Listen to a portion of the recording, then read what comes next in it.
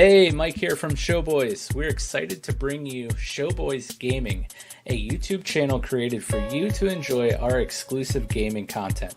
Anything from live streams to gaming videos will be found here.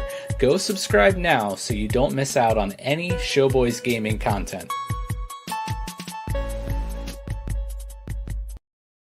Hi, I'm Becca. And I'm Mike. And we're the Courtneys. We're the hosts of a new marriage and relationship centered podcast called Couple Conversations. We're not here to give marriage or relationship advice, but instead we're just going to have some honest and thought-provoking conversations about our relationship.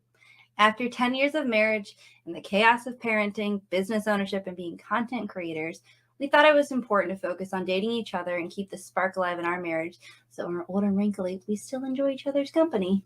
Each week we'll be going through a series of questions to have honest conversations about our relationship, as well as occasionally be joined by other couples to hear their stories and advice. We just want to share the things that we've learned along our journey and remind you all to continue to date your spouse. So join us every other Friday at 8:30 p.m. Eastern Standard Time, beginning October 8th, and join the conversation. Hey, Nick from Showboys here, and I want to invite you to become a member of the Showboys Discord. Our Discord is the one-stop shop for all things Showboys, from announcements to fun conversations, and of course, memes. Come get to know the Showboys staff and our growing community of pop culture fanatics. We have something for just about anyone.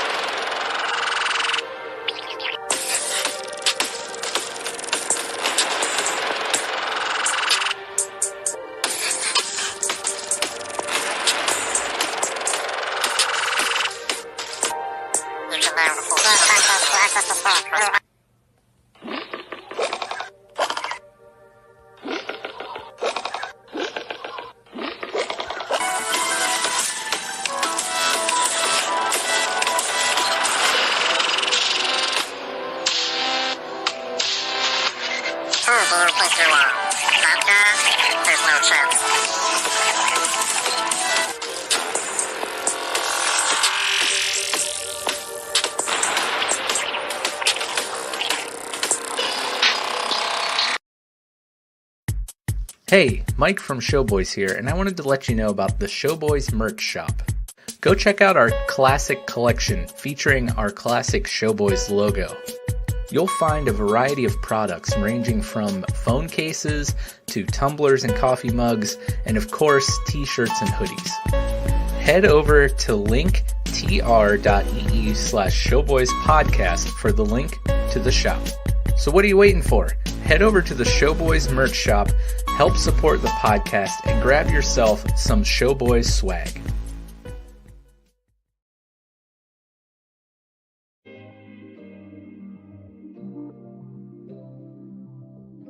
Hi, my name is Siv, and I'm a proud partner of the Showboys stream team. I'm what you call a variety streamer. What that means is I play a bunch of different styles of games, from platformers and shooters to fighters and survival horror. We rarely play the same games twice, and it's normally a game I don't know anything about. What this means for you is fresh and interesting content, live on the regular. And if you're the kind of person who prefers to watch at their leisure, we have a YouTube channel where we upload content daily. I mean, with so many options, why haven't you joined the civilization yet?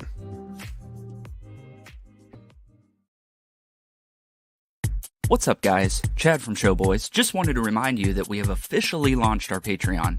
Head over to Patreon and check out the exclusive content offered for each tier. From the ability to recommend a topic for the show, exclusive Patreon-only episodes, the chance to appear on an episode as a guest, and much more. With tiers starting at only $1 a month, you can help support our growing community and help us continue to bring our amazing content directly to your lovely little ears.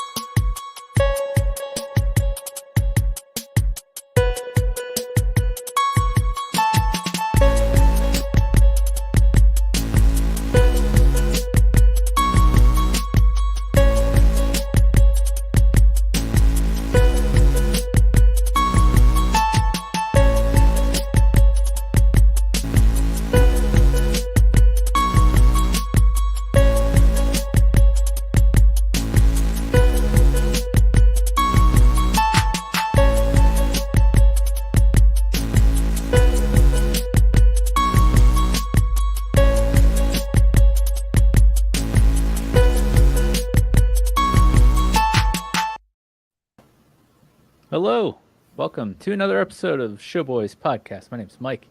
I'm joined with my good friends Chad and Yusuf, aka BioSiv. I don't think I've ever said your name on the show. I've always referred to you as BioSiv. Yeah, how are you guys doing tonight? Doing good, yeah, having fun. I will always forever awkwardly not specifically ask one of you. That is it's the trademark now. Then we just awkwardly stare at each other for a couple seconds trying to figure out who's going to talk first. It's kind of it's a trademark. Yeah. Right. You might notice Nick's not with us tonight. Saddens my heart to let you know that he's not here. But you already know that if you're watching. He needed a night off and he deserves it. So enjoy your evening tonight, sir. Get some much needed rest. But yeah, we're here. Joe Cross is here. He was actually here at 8:38 before most of us. Yeah. Right. I was noticing that. Yeah, so that was, a while ago. Impressive. Coming up on 30 minutes ago. Joe asked, is he down with the sickness? No. He just needed a night off. So need to take a personal day. I get it. It happens. But no, he's not sick or anything. But yes, we're here. Before we get into it, again, check out our Patreon merch shop. Links are in the episode description. And we wanted to shout out our top tier patrons, Yusuf H and Tim B. Thank you guys so much for your support.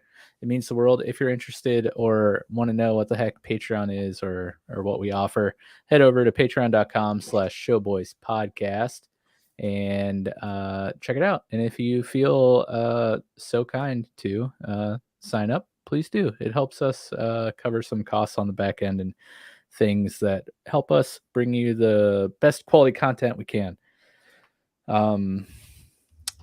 Yeah, we're gonna have an episode in which we haven't had in quite some time. We actually were talking about it after the newscast on Monday, that we haven't had one of these What's Playing episodes since September, which that was a long time ago. Yeah, so, it seems weird, right? Yeah. So we're gonna have one of our just general What's Playing episodes where we just kind of talk about games we've been playing recently, catch each other up on that. Of course, undoubtedly, we'll probably grow our backlogs that are already ginormous even larger, which is both exciting and extremely depressing for gamers across the world. There's never enough time, which is so sad. But yeah, I mean, I've been playing a lot of games recently, which is kind of surprising, given the way I generally consume games. I'm usually like a one at a time kind of guy. I don't really like dip my fingers in a lot of different things. But lately that's changed. And I actually have quite a few games going on. What about you, Chad? What have you been up to lately in gaming? Yeah, I have quite a few too. I'm kind of like you. I don't really necessarily play multiple games at once. I try to stick to one game and work that way, through one game at a time. It's just better for me. Just the way my life works, it's a little easier. I can't hear anything, but I'm hanging out and having a Jameson. Thought I'd stop by and say hello. Hi, Jordan. Thanks for stopping by. He even waved. Look. Oh, what a guy. So, I have a couple. I was kind of dabbling a little bit in a game that you're going to talk about. Very little, alongside Dragon Quest 11, which I was trying to figure out which one I wanted to play, and ended up not going to either of them and going a total different route, which it happens to me very frequently when I test games out and demos and stuff. But I've been playing Lost Judgment pretty much religiously since I stopped playing Ghost of Tsushima, and yeah, dude, I freaking love it. I'm not gonna lie. Like, I can't give it Game of the Year because it came out last year, but I don't know. I just really like these games, these Yakuza games. I don't know what it is about them. They're like a they're not. They are open world, but they're not like Grand Theft Auto massive map open world. They're like a small little chunk of the corner of a city open world, which sounds odd, right?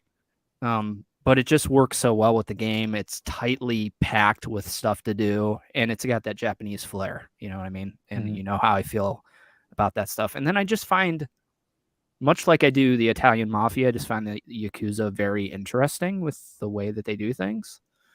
But anyway, Judgment came out in 2019, I think, in America. And it is a detective spinoff of Yakuza. So instead of playing as the Yakuza, you play as a private detective. And the first game is like a murder mystery.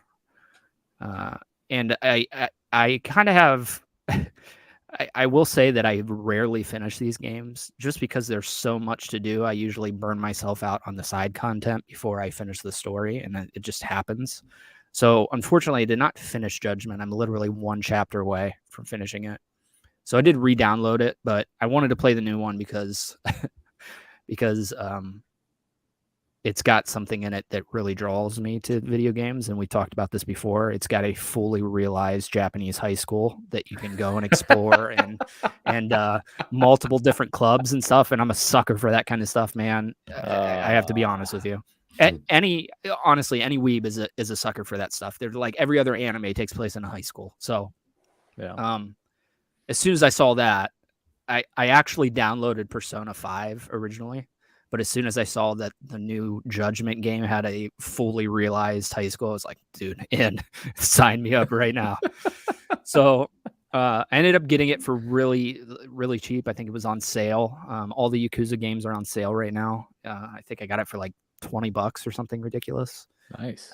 It came out in September. And instead of being a murder mystery like the first game, the first game is like a whodunit. The second game is like you know who did it, but you got to figure out how they did it, which sounds weird, but dude, they're just dark, and it handles some really tough issues in this game. I love it, man. And then I told Bio that I was kind of dabbling in Yakuza 7, which is the newest Yakuza game, which I think, I don't know if Bio beat it, but I know he played it, right? Just had started it on stream. And I said, yeah, this is one of those games that it's going to be kind of slow paced on stream. So I put it on the back burner for off stream duty. You know? Yeah. I never got further than 2 hours in. Yeah, I did notice that the opening of the game is incredibly slow. Mm-hmm. I've probably played 2-3 hours of it yet, and I feel like I'm not out of the intro. So I get it because it's a totally new Yakuza game. The combat system's totally different. The main character is totally different. So they got a lot to set up. Yeah. But it's like, 3 hours in, it's like, okay, man, like, let's get going here, Sounds like one of our podcast episodes. Yeah, for sure. But the cool thing about all these games is, for the most part, they all take place in the same little chunk of Tokyo, which is Kamurocho, which is actually a fictionalized version of an actual spot in Tokyo. So the cool thing is to my knowledge, outside of Yakuza 7, the newest one, they all take place in this little chunk. So Judgment takes place in this, and then Lost Judgment actually takes place where Yakuza 7 does, which is Yokohama, based on Yokohama in Tokyo. So it's cool because you can go to like Yakuza 0 that takes place in the 80s, and it's the same map, it's just in the 80s. You know what I mean? So some stuff's different. It's got that 80s flair to it. I don't know, man. I kind of I want to go back and play the old games. The thing that sucks about the older ones is they're all in Japanese with subtitles, which I said in the Jakku episode I didn't like for movies, but that the argument that I had there doesn't necessarily apply to movies or video games because I'm alert and doing something. Yeah. My argument with watching movies in Japanese is I want to fall asleep. I don't want to read. You know what I mean? I want to just be able to like close my eyes and still hear what's going on. So I did play a little bit of Yakuza 7 or Yakuza 0 as well, which is kind of the prequel to all of them. I thought it'd be a good jumping point in. Yeah, I don't know, dude. There's just something about these games that just really draws me to them. I don't know what it is. It's probably the high school. Yeah. Sounds like that's probably a big part. Are you wearing your PlayStation shirt right now? Yes. Oh yeah. Love it. Reppin'. Yeah, I was gonna ask, but it sounds like you already answered it about the open worldness of the game. I was gonna ask if it was something like Pokemon Legends Arceus, where they like said it was going to be open. Well, they didn't actually say it was going to be open world. Everyone thought it was going to be open world, and what it turned out to be is like open world in small like regions. Like you could travel to this region like via fast travel, and that's the only way you can get there. But then once you get there, it's like pretty big and open. And you can roam around everywhere. Yeah. But it's not like you can't walk from one region to the other region. Yeah. So the original Yakuza games are not like that. It takes place in one area. It's just a much smaller area than you would come to expect out of an open world game. However, Lost Judgment takes place in Kamurocho, which is where the original game and the Yakuza games take place, as well as Yokohama, which is where Yakuza 7 takes place. And you can travel between those two cities and then explore when you get there. Kind of the same nice. setup. Yeah, sounds pretty similar. It's a fully realized city. I mean, there's so much stuff there's restaurants to go to. There's arcades where you can literally go into the arcade and play a bunch of old Sega games, Virtua Fighter, all kinds of stuff. There's collectibles that are Sega Master System games that you can play in your detective agency back at the full game. And that's not even counting like the story, which is remarkably amazing. The high school, which is huge and has the whole setup of it is you're kind of undercover in the high school, helping the can't remember the name of I think it's the mystery club, try to figure out about a gang member that's messing with the students. And you're already there because of the story, because you're like I said, it deals with some dark stuff. It deals with a student that I won't get into it. It's a bullying thing. But you're already at the high school, and then you kind of pick up on these clubs. And I'm 40 hours into the game, and I'm still unlocking new clubs to do. So there's like a gambling hall where you got to go figure out where the student is gambling and beat her in poker. And then there's like a motorcycle club, robotics club, dance club, all kinds of stuff to go through, dude. It's insane. Like I literally am 40 hours into the game. I'm probably like 4 or 5 chapters away from beating the story. I've just been so engrossed by all the other stuff that I can't refocus myself. And I found myself kind of waning a little bit in my interest, because same thing that happened when I played the first game. I just played so much of the side content that I was like over it. And then I never went and played the story. So I was like, okay, that's not happening this game. I definitely want to see the story through. So kind of pulled myself back in. But yeah, dude, it's just cool. It's just a cool freaking town. The combat's awesome. The other thing that drew me to Lost Judgment the most was the combat's similar to the old Yakuza games where it's a beat 'em up. Yakuza 7 is a turn-based game. They turned it into a turn-based game for whatever reason, which might work. I haven't got that far into it yet. But yeah, dude, it's just fun combat. I don't want to say it's Sifu level of fun, but it's equally as fun as far as a Kung Fu game goes. Joe says, this game sounds... Glad you enjoy it, Chad. Yeah, I mean, they're popular. I mean, they're very popular. So I get that reaction often with Persona and Yakuza, but they're like hugely popular series. So a bunch of people that Nick and I worked with at the office were super into the Persona games.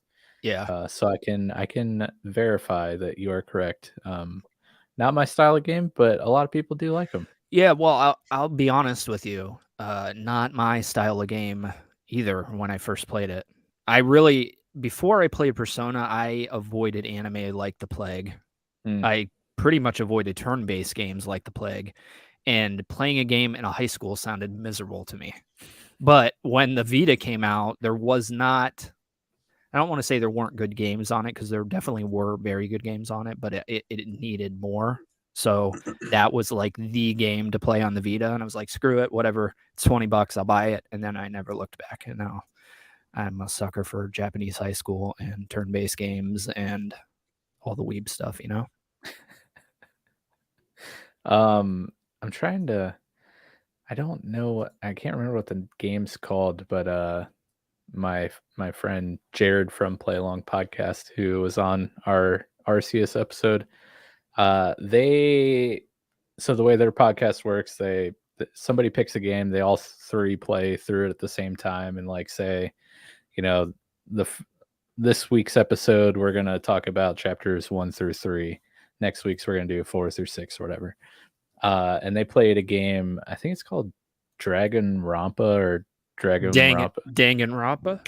There you go. Yeah. And it sounds like something you would like if you haven't played it before. I have played it. Yeah, it's really cool. It's really weird. It's really violent. It's very. Yeah, you were close. You were very My close. kid was sending me like clips of him playing this game, and he's like, "Oh man, it's so brutal. Look at this death." And I was like, I don't know if I feel comfortable watching you play. And you know what? The blood is kind of purple, so not so bad. Yeah, definitely. It's definitely a violent game. It's about students that get locked in a high school, and then I can't remember. It's been a while since I played. I can't remember if they have to murder somebody to get out of there, or they have to figure out who's murdering. But violent. There's a freaking. It's Japanese all the way, dude. There's a teddy bear who is like principal. What's Japan's like fascination with high school games? Yeah, I gotta be honest. I don't know. That's a great question. Because where's Jake when you need him? It's not just games. It's everything. Like I said, the anime, like every anime that I've watched has been revolving around a high school in some capacity. So, I don't know. It's weird, but there's just something so sweet about it. But even if you look at like Tokyo Drift, the Fast and the Furious movie, that took place in a Japanese high school. So it's something to do with, like, if you're doing something in Japan, just put it in a high school and people are going to love it, you know?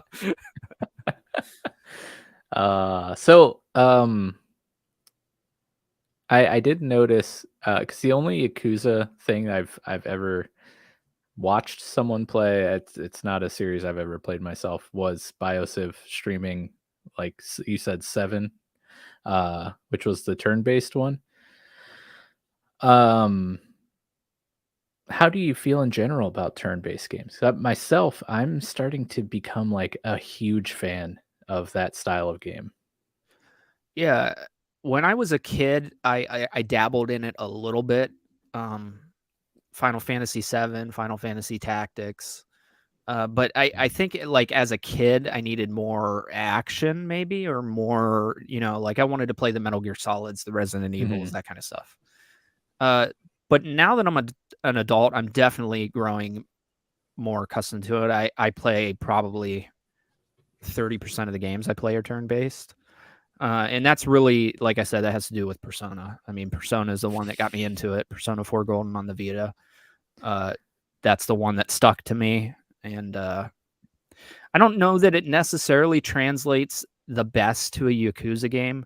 It's a weird thing because Yakuza 6, the one right before this one, sold the best out of all of them in the US, which is what they had been trying to do for years, was trying to get these games to sell good in the US. And they just don't, because they're Japanese, they're subtitled. You need to have that Japanese like love in you to appreciate these games. So Yakuza 6 finally broke that wall down and sold really well in the West. And then they decided with 7 to frickin' totally change everything. It just seems like a bad business decision at the time, because they just, finally broke that wall down in the West, and the Yakuza games are selling. Mm-hmm. And now they're going to take it from an action beat 'em up game to a turn-based game. And they're also going to get rid of the main character that's been in all of them and replace him with another random dude. So at least from everything that I read, it seems like it paid off because this one reviewed really well. It sold really well. It seems like an odd choice, you know? Yeah. Did you get into it anymore, Bio, after you stopped streaming it, or did you just kind of like leave it there? I kind of left it there. I didn't have enough time to go back into it. I knew it was going to take up a lot of my time, so I decided I'll get back to it. If for any reason, they take it off of Game Pass, I'm either SOL or buy it on a really good, sale. Yeah. Yeah, That's that was what drew me back to Lost Judgment, is because that spring sale on PlayStation right now, all the Yakuza, like I got Yakuza 0 for like $5.99. They're all super cheap. nice. So I was like, I might as well die, even though it's like it feels weird playing it right now because like Horizon's like sitting over my shoulder, Yeah. Elden Ring's sitting over my other shoulder, and I'm playing another Japanese high school game. It just seems odd. Yeah, I was about to say when you started talking, like, this doesn't sound like Horizon or Elden Ring. Right. It's weird. I gotta be honest with you. This is weird for me to not have played those games for as long as they've been out, because those are my jam, both of those games. And I'm just sitting on one of them. I'm sitting on them because of somebody else, Nick. He's like, slowly, I want to play it around the same time, right? Yeah. But Elden Ring, I don't know, dude. It's just, I don't know. It's weird. It's really weird because that's Sekiro is From Software, so that's like my jam. Did you see? First, let's do this, and then we'll do that. Joe says, I think my love for turn-based games comes from being a fan of board games. Makes a lot of sense. I've dabbled in board games from time to time, and they're a lot of fun. And I wish I could play them more, which I don't know why I don't. I mean, I totally could, because I do have friends, which some might find hard to believe, but some of them also play board games, so I could totally like make it happen, but I just never do. I'm A a lot of terrible board person. games suck, man. I mean, there's so many board games, and they take so long. That's true. I mean, board games really are boring. Like, I'm not down with 95% of them. Yeah, It was that's just like more like boring games. Am I right? Yeah, and that's kind of how I felt about turn-based games when I was a kid. You know, I felt like it was kind of boring. One of my first passion games was Final Fantasy VII. Like, I was 11, 12 when I got my hands on a copy of it. Yeah, that changed my life. That summer, I was up until 4 or 5 a.m. And then it was like, oh. Yeah, I tried with Final Fantasy VII because back in the day it was like the thing to play, right? Yeah. When it came out, it was the game to be playing. And I don't know what it was. I just couldn't get into it. I couldn't get into tactics. I'd like to go back to tactics because I believe tactics tells a fictionalized version of the war that Game of Thrones is based off of, the War of the Roses. Which is cool now that I've watched Game of Thrones and I'm older and I like turn-based. And that's why kind of drew me to Triangle Strategy a little bit, because it's not very, I don't want to say, I think that we're going to get a remake of Tactics. So I'm kind of holding out for the remake. But yeah, I don't know. I just felt like they were boring, like, I tried Final Fantasy X. That was the big one that I really tried to push myself through. That was another good turn-based one, and then you can even alter the turns by putting on haste or slow, and status effects changed it. It was good, man. That was a really good one too. Yeah, I think that Mike, did you play Bravely Default? I can't remember. No. That's not the game. What was the other one you played? Octopath, right? Yes. For a brief second, I subbed to Game Pass on PC and snagged it on there and was just playing it in the background while getting through other stuff. And then I unsubbed from Game Pass because I wasn't using it as much as I should. But totally different, like, side conversation. Game Pass, if you're a PC gamer, like, you should sign up for Game Pass because it's amazing.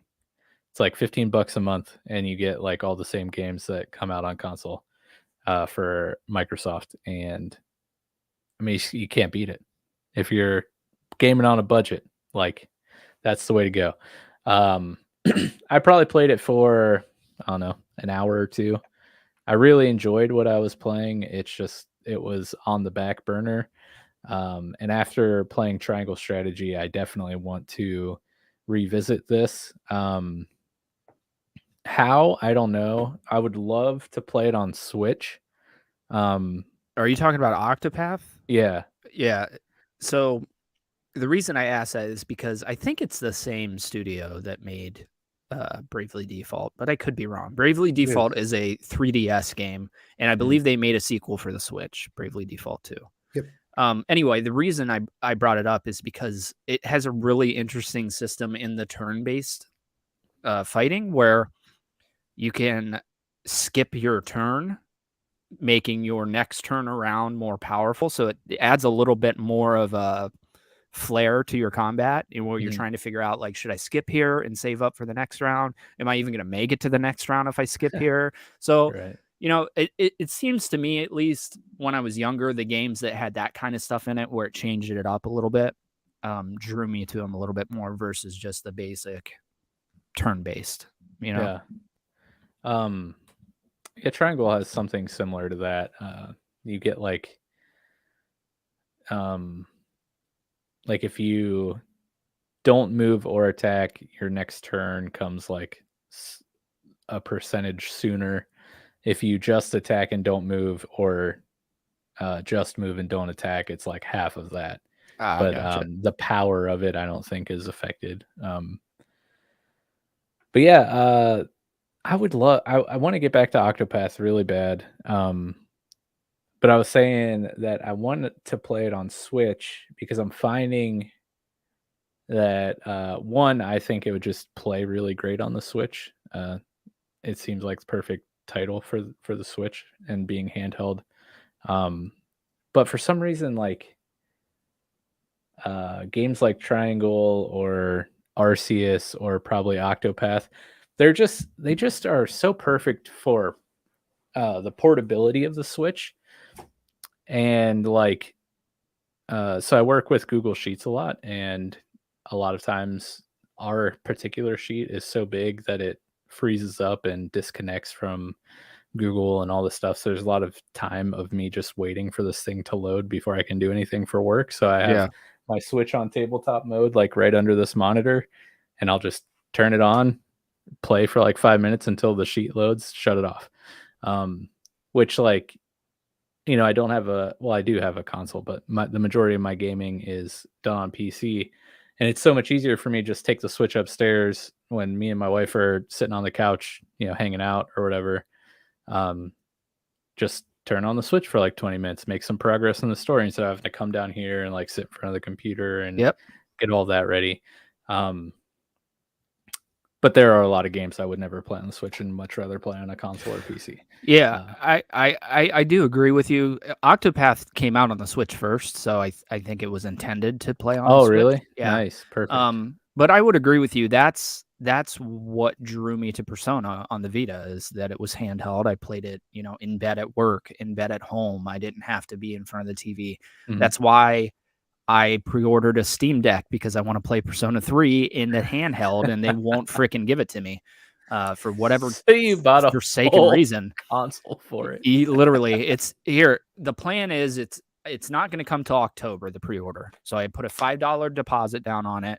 In October, there's rumors that Persona 3 a remake of it is in the works. So if it doesn't happen by October, bro, sorry, Atlas, you're out of luck. I gave you like 10 years if you couldn't put it out by then. Sorry, I'm gonna have to emulate it on a Steam Deck in order to play it. Like, you're not buying a whole console on a hope and dream, right? Well, no, not at all. I'm buying it to. The Steam Deck is cool, man. I'm not gonna lie. It's got some bugs to work out for sure. But just the fact that you can have an easily accessible handheld emulator that you can also run Arkham City at 60 FPS on is kind of absurd to even think about, because my PS5 doesn't even run Arkham at 60 FPS. So, yeah, I mean, I think it's well worth the $3.99 asking price, even with the bugs. But I am primarily buying it to pirate games on it. Sorry. That's the thing. Joe says, I feel I bought a PS3 for The Last of Us. That's kind of like understandable, but like Chad's buying this to emulate a game. Yeah. That he could just emulate on honestly, his computer or his phone. Yeah, I have. Well, here's the problem though. I have emulated it on the computer. I've played 20 hours of Persona 3 on the computer. It just doesn't have that handheld vibe to it, you know? I have looked into on the phone. I have looked into even remote playing it on the iPad from the PC, but I couldn't get it figured out. So I'm like, whatever, dude. I'm just gonna. Yes, 60 FPS. A wild Nick has appeared in chat. He says 60 FPS in quotes outweighs all. Classic Chad. Being a true Chad. Yep. But yeah, so Lost Judgment. It's the big one you've been playing lately, huh? Yeah, man. Yeah, that's what I've been dumping a whole heck of a lot of my hours into. And nice. It's really funny. I'm sorry. Let me go a little bit further on Lost Judgment here. It's really funny because I think that they announced, the studio that made this game announced that they are working on another Yakuza game and then a new IP.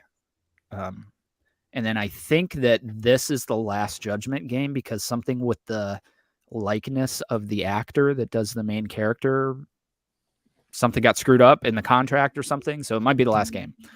But it's funny that like how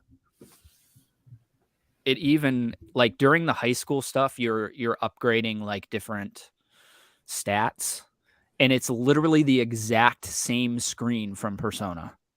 And then the battle music at the end is almost identical to Persona 4. Like, it's really weird how they're like just stealing this shit from Persona and putting it in their Judgment game. It's really odd. Like, I picked up on it. Persona 5 has a thing where you upgrade stats throughout the school year, and it has like a point pointing up towards the stat, and it grows longer and longer. And it's the exact same thing in Lost Judgment. It moves the same and everything. It's really odd. So I was thinking that the new IP was going to be some sort of Persona wannabe. Yeah, the Lost Persona. The Lost Persona, yeah. I don't know, dude. It's just a cool. I don't know. I have a real draw to Yakuza stuff. I just think they're cool. Like, I know that that's weird. Thinking an organized crime group is cool, but just the way that just the way they're set up, it's just very interesting. Yeah, their whole story. Well, we live in a world where the world is fascinated by true crime, and serial killer stories is $1 million industry, so it's not really that weird. Yeah, that's true. Also, we seem to have a BioSiv fan club forming in our chat, rightfully so. But yeah, more like Snooza. What are you playing, Bio? Well, before we get into that, yeah, Chad, you and I, we were talking about Lost Judgment. I mean, what, month or two ago? And man, I have been really interested about it. Like, so that's one that you recommend, huh? Definitely check it out. Huh? For sure. For you, yeah, definitely. Dude, it's a fun kung fu game. It's not Sifu, don't get me wrong. It doesn't have that fluid, amazing combat from Sifu, but it does have very, very fun combat. It's not turn-based. You have like 3 different stances you can go between. It's super fun, dude. It's flashy, over the top, like a Yakuza game, like Yakuza 7 probably is as well. It's over the top to the 100th degree. But it's just fun. Yeah, I definitely think you'll like it. And you don't need to play Judgment in order to play this one. You may miss little snippets of story, but it's nothing that I've seen so far in my 40 hours at least. And I'm like, I got like 4 chapters left. there's nothing that you even really need to know from the first Judgment game. You could watch like get a to the video. last chapter, Yeah, maybe. yeah, And then all of a yeah, sudden it it's makes like, all the twist! sense. It's this person from the first game. From the first game, right?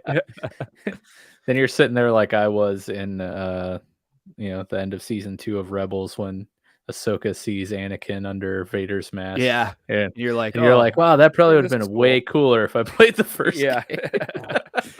Yeah, I haven't seen anything. It takes place like 3 years after the first game. Outside of just knowing the crew that you're working with, you don't really need to play it. Okay. But they're both very, very good. Don't get me wrong. The first game is not to be slept on either. It's very good. I just burnt out on the side stuff before I finished the story, and that's not to say I didn't want to finish the story. I think the story might be a little bit stronger in the first game than it is in the second game. Just because the first game is like a murder, you're trying to figure out who killed somebody. This, you in the like third chapter find out who did it. You just need to find out how he did it, because according to him, there's no possible way he could have done it because he has an alibi. But you see, it's weird. It's weird compared to the first one, but it's kept me interested all the way through. Okay. I'm a big like hater of bullies, and the story revolves around a lot of bullying. So like beating up bullies. It's kind of fun. Yeah. Okay, cool. All right. Well, yeah, if you think like Yakuza 7 is too slow for you, this game's not like that. Like it kicks off right out the gate. So does Judgment. There's no 3 hours of trying to get to where we're going. that's the problem. On stream, that doesn't translate so well. In my personal, I'm not feeling good. I had to call off from work. Let me sit here for 8 hours in bed just playing a game. That works, Yeah. So yeah, it's got a tremendous amount of stuff to keep you interested. Like if you're bored with the story, you can go do the school stuff. If you're bored with that, you can go do the side. There's just a massive amount of stuff to do in these 2 little towns that it's kind of ridiculous. Joe with the Clue reference here. I was thinking the same thing too, the whodunit thing. Who done it? Yeah. Spoiler alert, with the candlestick in the conservatory. I used to play mad amounts of the Clue board game when I was a wee lad. No, it was never Clue. It was 13 Dead End Drive for me. Oh. You remember that one, or do you not even know? Clue. You don't. Oh, no, Chad? Nope, never heard of it. Mike? Oh, you guys. Oh, that's rough. Oh, that hurts me right here. Sorry, man. Ooh. Big sad. Yeah. Okay. What have you been getting into lately there, Civ? Don't want to anger the BioSiv fan club out there. Got to the correct name. So I did a lot of games recently. I knocked out. Let me look at this list here real quick.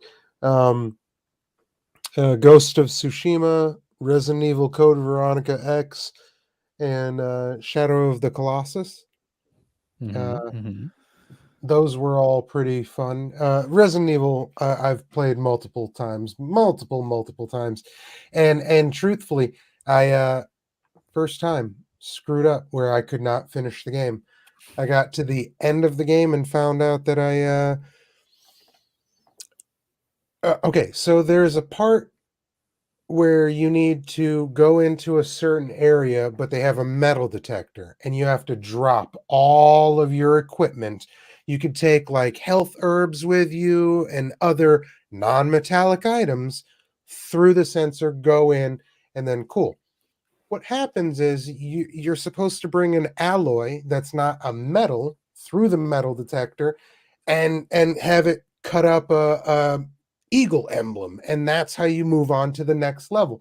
Well, at some point, you can enter in through the back door, but you have to have a fire extinguisher with you to blow out this fire that's blocking your path or something like that. So I use it, and I leave it in the metal detector thing because it's a safety deposit box. And I'm like, all right, okay, cool.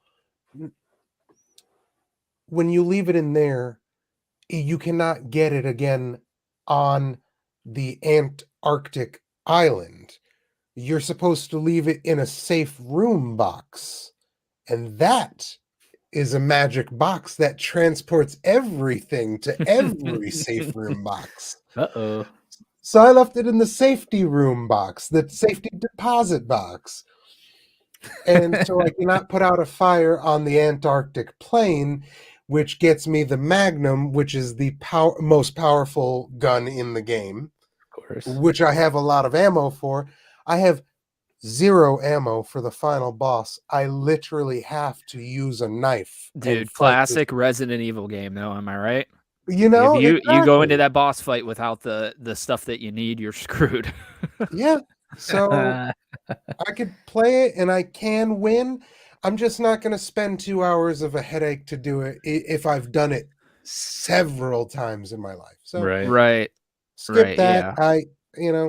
Count that as a pass. I win, Yeah. whatever. I'm surprised that we haven't heard anything whatsoever. Like, I would love to get a Resident Evil 2 style remake of that game, but they breezed right know. over it. Amazing. But they said the next remake that they're doing is 4. 4, and it looks like it at least sounds like they're having some issues with that game because Really? they haven't even. I don't even think they've come out and officially said they're making it. Have they? Might have came out and officially said it. I have no idea, but I know that that's what I read today, that they were working on 4. So Yeah, I don't I've know if read. that was official news. Yeah, I've read it multiple times. I thought I heard something like they were starting from scratch or something, like they were wiping. really? But I'm like, what? Why? Because you have to have already the systems in place from 2 and 3 remakes. Yeah, they're using the same engine. Right. So what's? Yeah, I don't get it. Dang. I'm salty that it's 4. I was not the lover of 4 that most people were. I Same don't think here. I ever even finished 4. Get like another remake of 1. I am, Oh, yeah, yeah. dude. Dude, I would be all. That's where I was going with this. I understand that they're probably not going to do that because they technically already remade it. But dude, that game with 2 and 3's remake style, the over the shoulder, no tank controls, no fixed camera. Oh, dude, I'd be all 2 over is so good. I had so much fun playing that on stream. Loved it. I need to get to Nemesis at some point because I had have an not. issue with Nemesis. That one bothered me. I loved Nemesis as far as the old school Resident Evil games. Out of all of them, it was Nemesis. That was my favorite because it gave us 2 very important things that was not featured later on in games. Was the dodge system, Right. which was in 3. That was a great mechanic. Yeah. And the choose your own adventure option. You could stand and fight with the Nemesis at any time he encounters you, or you could hide or run, and whatever you chose dictated how the story played out. Yeah. That was an amazing option that they especially never for did back with it then. again. Yeah. Especially for back then. But Interesting. they The so remake messed all that up. They never gave you a hide or run. It was, you have to put down the Nemesis and then run. Oh, see, yeah, I don't like that. But they did keep the dodge, didn't they? Put a dodge thing in. I believe they put dodge in Yeah. the newer generation ones, the remakes. Yeah. Yeah, Resident Evil 2 and Nemesis were my jam back in the day. I don't know why I haven't played the 3 remake yet. I think it's because last time I checked, it was still full price, and I hear that it's like almost criminally short, which I think the original game was kind of short as well compared to the other ones. They were, both of them. Yep. So I'm Gotta waiting look out for for it. those sales, man. Yeah, I'm waiting for it to get it on a sale. I That's might have not actually on the even sale, picked man. it up already on a I sale. always keep my eye out for it. Yeah. Yeah, that's how I got mine. I think you found it for like, I don't know, $15 or something. 3? Under 15. Yeah. Oh man, we need to play it then. I need to find it for. I have. Let me pull up Steam real quick, and then I wanted to ask you something. Let's see. So right now, I have sitting here the Resident Evil 1 remake. Then I have 2, of course, the 3 remake, and then I have 4, 5, 6, and 7. sitting Yeah. here in Steam. Yeah, as waiting far as to be I'm played. concerned, you can stop it at 5 and 6. And 7 was 7. Did you play 7 Bio? Yes. Okay. I really liked 7. I don't know. I think it's because they kind of brought the horror element back to it, and it felt like a Resident Evil game where I didn't feel 5 and 6 necessarily felt like Resident Those Evil were games. action games. Those were action games. I still had a lot of fun with those ones, though. Yeah. 5 I did. 6 I only played through the story once. I couldn't play through all 3 storylines. It really killed me that the series went there, and I thought Resident Evil was done. Done. You know? Yeah. I will say I was disappointed, but I still had a lot of fun. I think a lot of it had to do with the fact that I played both co-op with my good friend Ryan, which was a blast, and I think we platinumed both. But yeah, I mean, if you can remove yourself from the distinct change in the genre of Resident Evil in those games, you can like take that anger or sadness or upset feeling away. I still think they're fun games. Yeah. I'm curious to see if they'll be on the remake board. Yeah. Because I don't know. I can't even remember. I don't think they sold very well. They might have sold well, but I don't think they reviewed well or sold well personally. Yeah, a lot of people were up in arms. Yeah, but especially 6. Like, I mean, I know 5 had like the controversy and stuff, which was silly, but yeah, a lot of people were like super mad about 6. Yeah. So, I had pretty much Resident Evil was dead to me after 6. Like I told myself I probably would never buy another Resident Evil game, and then they showed off 7. I was like, okay. I mean, even though I'm just harping about Yakuza changing everything in the game and making it weird and different, they did the same thing with 7. It's first person. It goes back to the horror elements. And I think I've talked on the show before.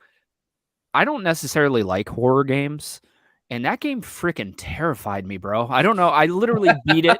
I literally beat it in one sitting. I beat it in a single day just because I wanted it. Yeah, I wanted it to be over, bro. I didn't want to play it anymore. It's just something about that. Man. I'm a pretty, I don't want to call myself a legit germaphobe, but I have germophobic tendencies, and just everything in that game is like, yeah, dude, everything in that game is just dirty and like, oh gosh, it's just, dude, true story. They said that game was too terrifying, that it was so terrifying that they made Resident Evil Village, Resident Evil 8, more action oriented to kind of chill out on the horror. Yeah. Which is odd for when you're making a Resident Evil game. That's odd, definitely. But I will agree with them. The game's freaking horrifying, and it's that Texas Chainsaw Massacre. Stuff's covered in blood. These people are eating like bugs, and it's just, oh gosh, it's like giving me goosebumps even talking about it right now. But I totally skipped over 8, and I have a somewhat interest in 8. But I think the people that are most interested in 8 are people that loved 4 because it looks very similar to 4. It looks like a modern, that Resident Evil 7 take on 4, which is not what I don't want. Werewolves and I want zombies. That's what I want out of Resident Evil, and they won't give it to me in the movies. They won't give it to me in the games anymore. It's really annoying. Yeah. I wanted to mention this when you were talking about Elden Ring. But remember how you and I were texting about Sony's, big rumored next acquisition? Did you see the article that I tagged you in on Facebook? I don't think so. Where From Software is the rumored acquisition. It is. Yes. Again, it's just rumors floating around out there. But it's interesting because we did talk about this. I had texted Mike and told him that there were rumors that Sony was on the cusp of a big acquisition. We were trying to figure out what it was. People were saying that it was Hideo Kojima's studio.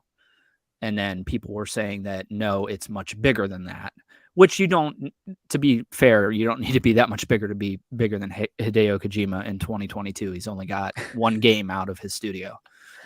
So the way they were talking, they were saying it was massive, like much bigger than anything else. So it was like, dude, it's either Ubisoft or it's EA. Those are the only two left. I mean, what else would be bigger?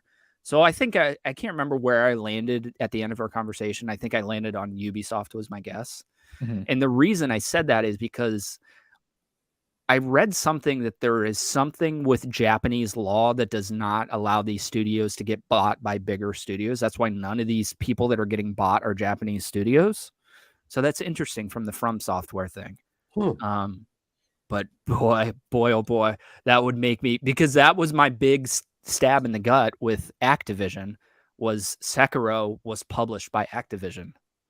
So if that's an Xbox game now, like, that crushes my soul, bro. But if Sony buys FromSoft, I think we're good. I was always thinking about that acquisition that they're talking about, the rumor mill that goes around.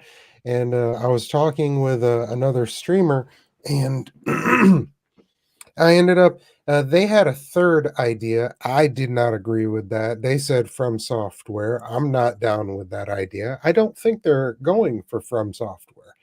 I think it's got to be one of two, and I'm leaning heavily towards the first one.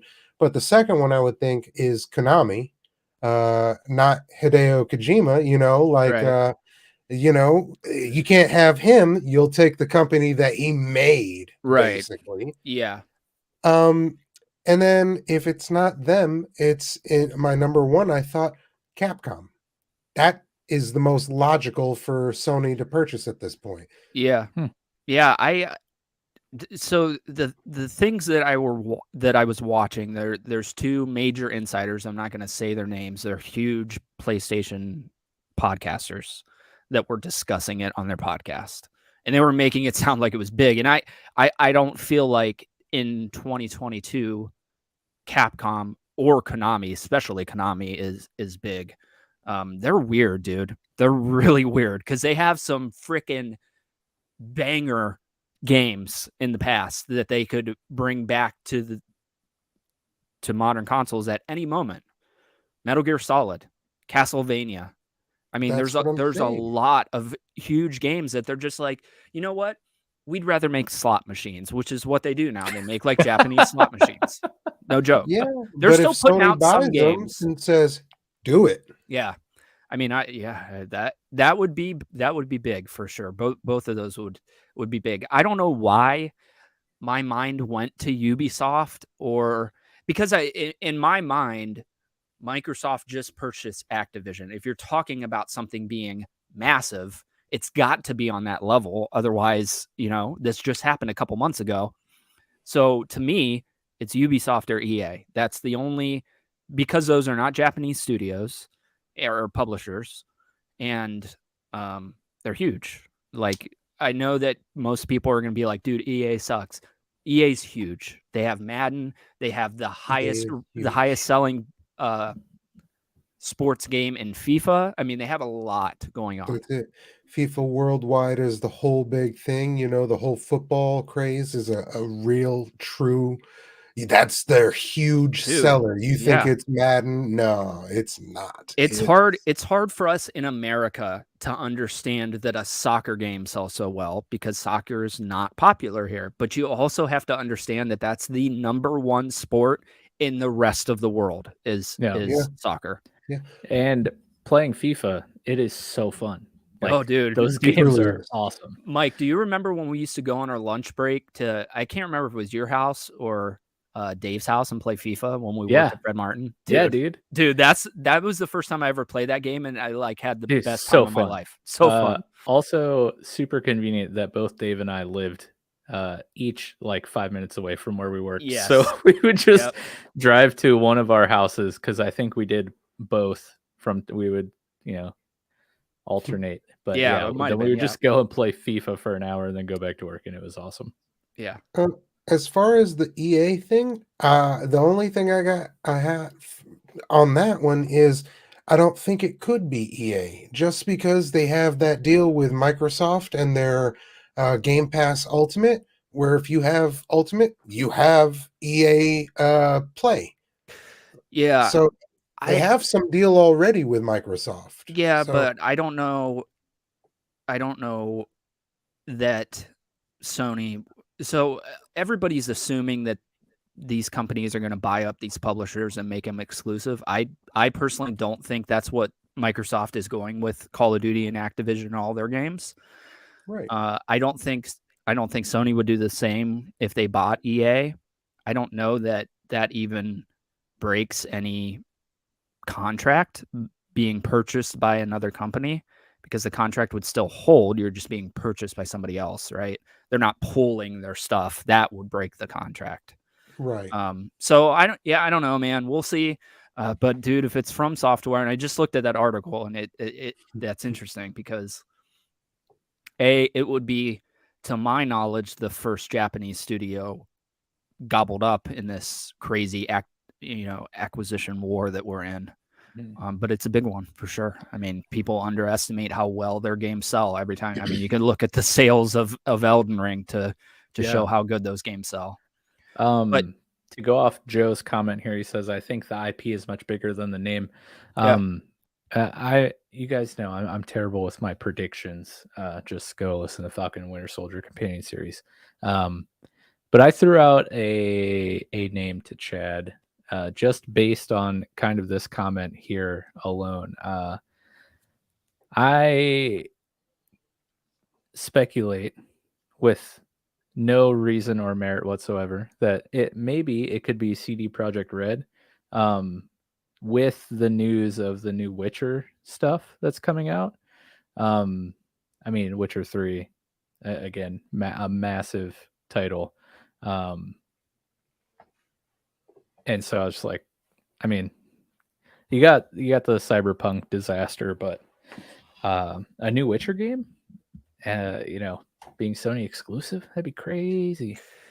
It makes sense. But I have no. It's totally unfounded. Like, I've just thrown ideas. I could see that, what man. sticks. Just because every game that comes out from CD Projekt Red, it's super buggy from the very first one to now. Like, and that's the same idea with Bethesda. All of their games come out buggy as hell. Atrocious. Microsoft are like, yeah, come here. Yeah, let's. Yeah. I don't know. Maybe The Witcher 3 came out buggy. I don't remember. I played it at launch. Dude, it was almost unplayable. Oh, really? Interesting. Yeah. I don't remember that for whatever reason. But yeah, dude, Bethesda's games are just like, like we don't even need to harp on that. Like that, as soon as I saw that Microsoft bought Bethesda, I was like, yeah, okay, see ya. Like, well, darn, I won't get 5 broken games every year. But you don't have to wait 3 years to play one that works. Play a broken game. I am starting to get slightly interested in Cyberpunk. It looks like it's slowly coming together to be a whole package. And that when they announced that game, I was all over it, dude. It looked awesome. It still looks awesome. It's solid now, man. That's what I hear. Pretty good. That's one of the games I'm playing off stream at the moment. Yeah, that's what I hear. Are you playing the PS5 one? Yep. Let's get back to that, because we've so rudely gone on a huge tangent in the middle of asking you what games you're playing. Hang on. One more thing on the From Software thing. Yeah. I think that I'm probably going to put my money in From Software because of this coming out. There's no coincidence that what do we talk Tuesday, Wednesday? I said Sony's getting ready to buy something massive. That's what everybody's saying. And now this is like an insider saying it's From Software. Take my money. I don't want to say I guarantee it, but that makes the most sense to me now outside of Ubisoft and EA, which didn't really make sense. I was trying to fit a square peg into a circle hole that didn't make sense. From Software makes a lot of sense if it can be done. Considering most of their games have been Sony exclusives, at launch, from the Demon Souls on PS3, Yeah. I think I think it's a no-brainer, really. And that makes me very happy because I did look And From Software owns the rights to Sekiro, not Activision. So bring it back to me, baby. Now I don't care about Activision. You can have them. That's all I cared about was the Sekiro sequel, which we're probably not even going to get, to be honest with you. Yeah. Great stuff. So let's see. What I'm currently playing, I'm playing Injustice 2. Nice. Really enjoying the fighting game aspect of that as opposed to Mortal Kombat 11. I like Mortal Kombat. It's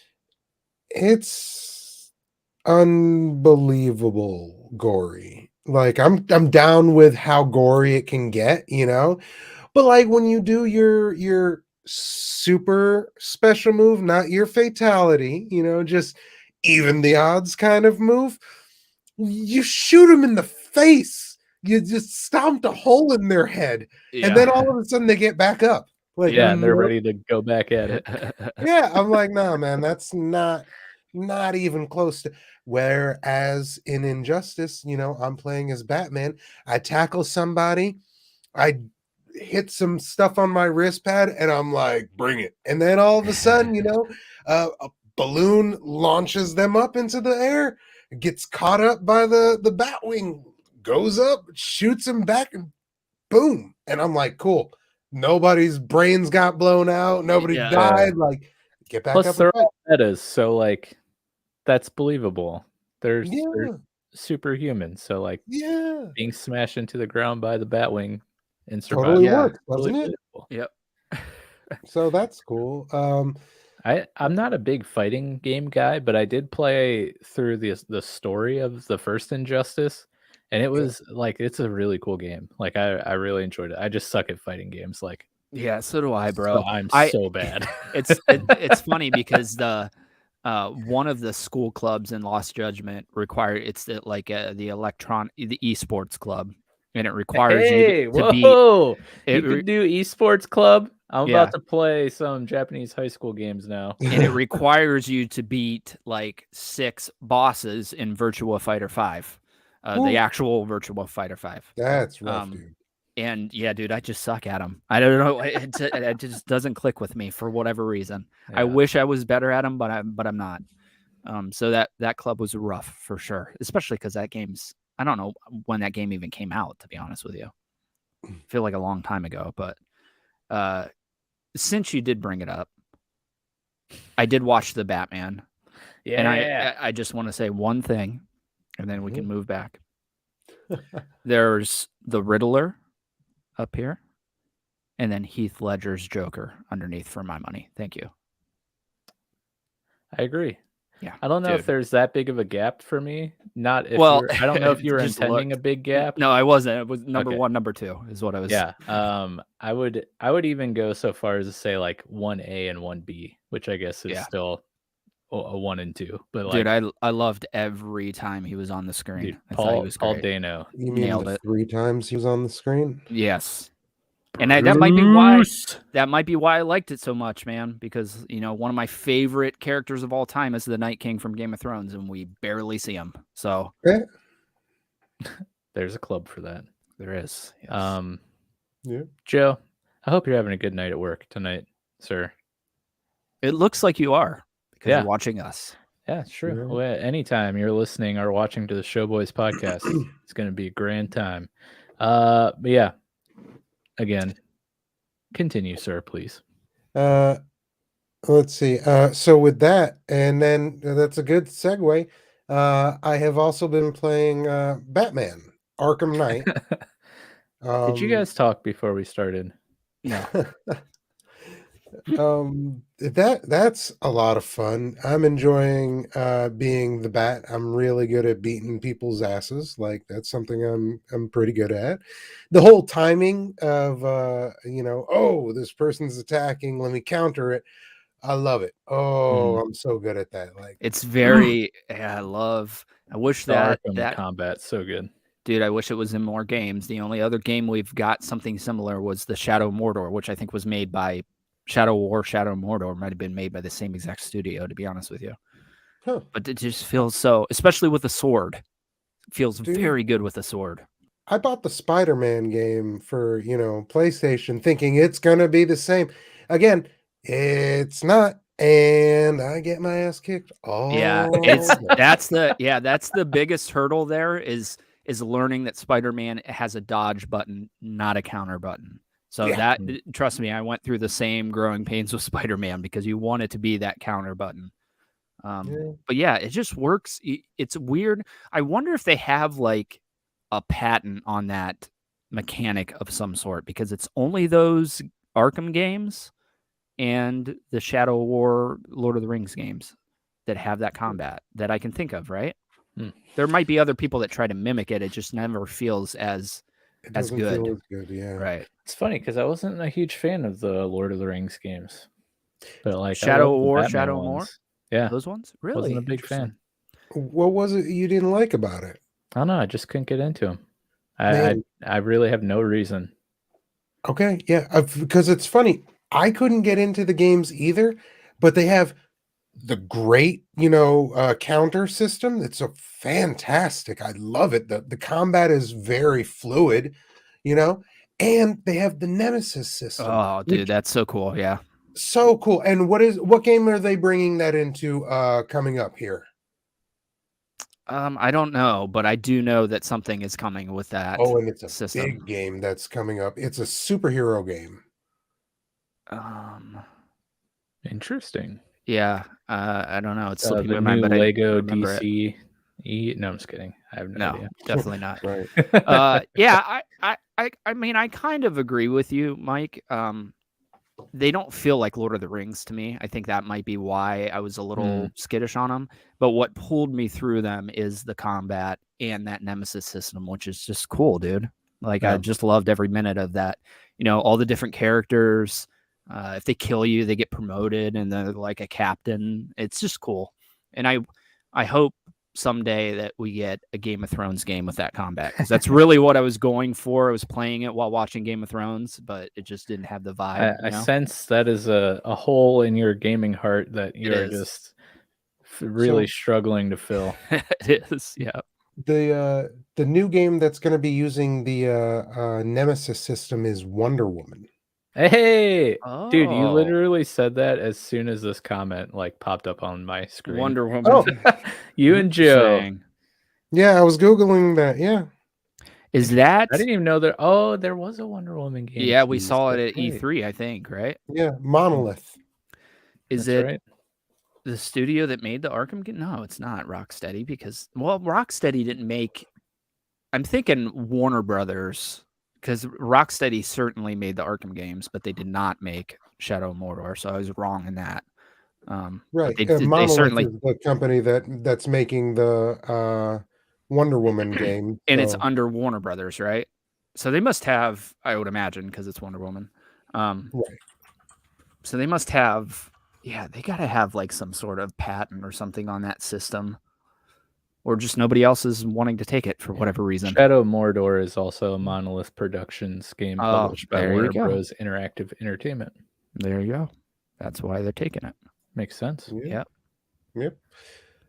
So you said Knight or City? The game you're playing right now. Knight. Arkham Knight. Nice. The I haven't played third that one yet. Final one.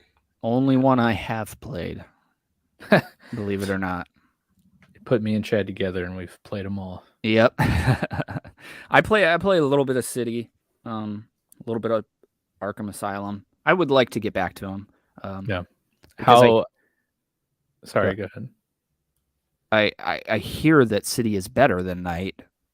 Just from I think it's probably because I played Knight first. Going backwards is a little bit more difficult, Mm-hmm.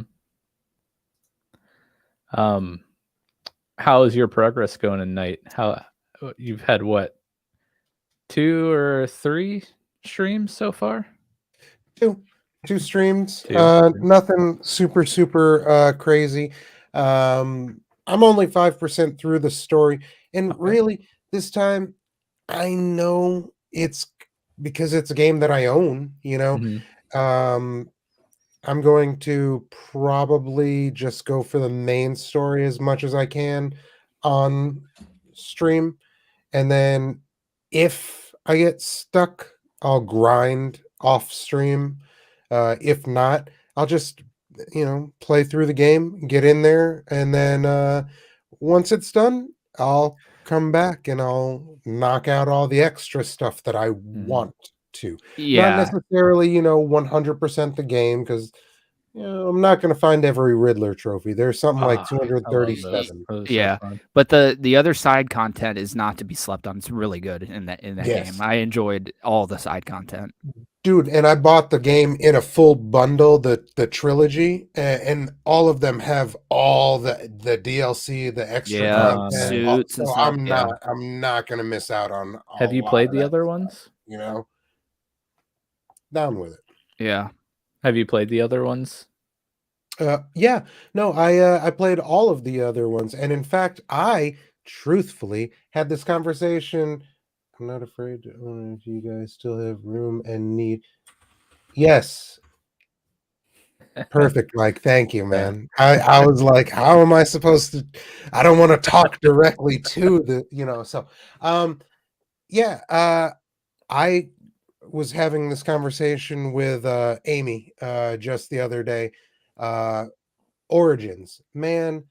I don't care what anyone says. You got to play Origins, and That's really, another one I haven't played. because it's Origins, you should play it first. Play it first, then play Arkham Asylum, Arkham City, then Arkham Knight. It's like you go from the Origins, where it's like, oh, you're learning about the game. It doesn't feel perfect. It's the first game, Demon Souls on PS3.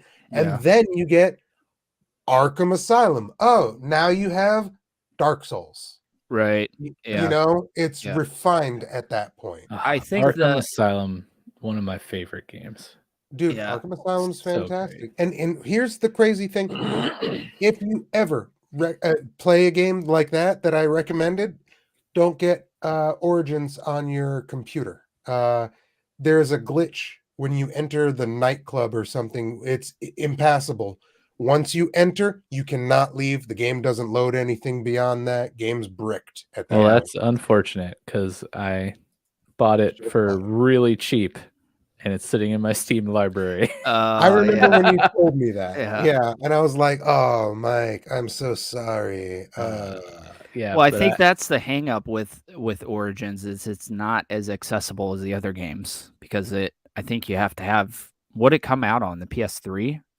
PS3 and 360. Yeah. So I think it hasn't been remastered because it wasn't in the remaster bundle. No, sir. So because you the different need a studio PS3 made it. Right. You need a PS3 or there was also a Vita Arkham game too. Blackgate, which I think is like a side scroller, if I'm not mistaken. I could be wrong on that. But yeah, I always sit down to replay Arkham Knight and then eventually get bored. And then I'm like, I'm bored because I've played this game a couple times. Maybe I should play City. And then I play City and I'm like, meh, it's not Night. And then I end up not playing them. So hopefully, I'm hoping the Steam Deck solves that because playing City portable sounds awesome. But we'll see if that even happens.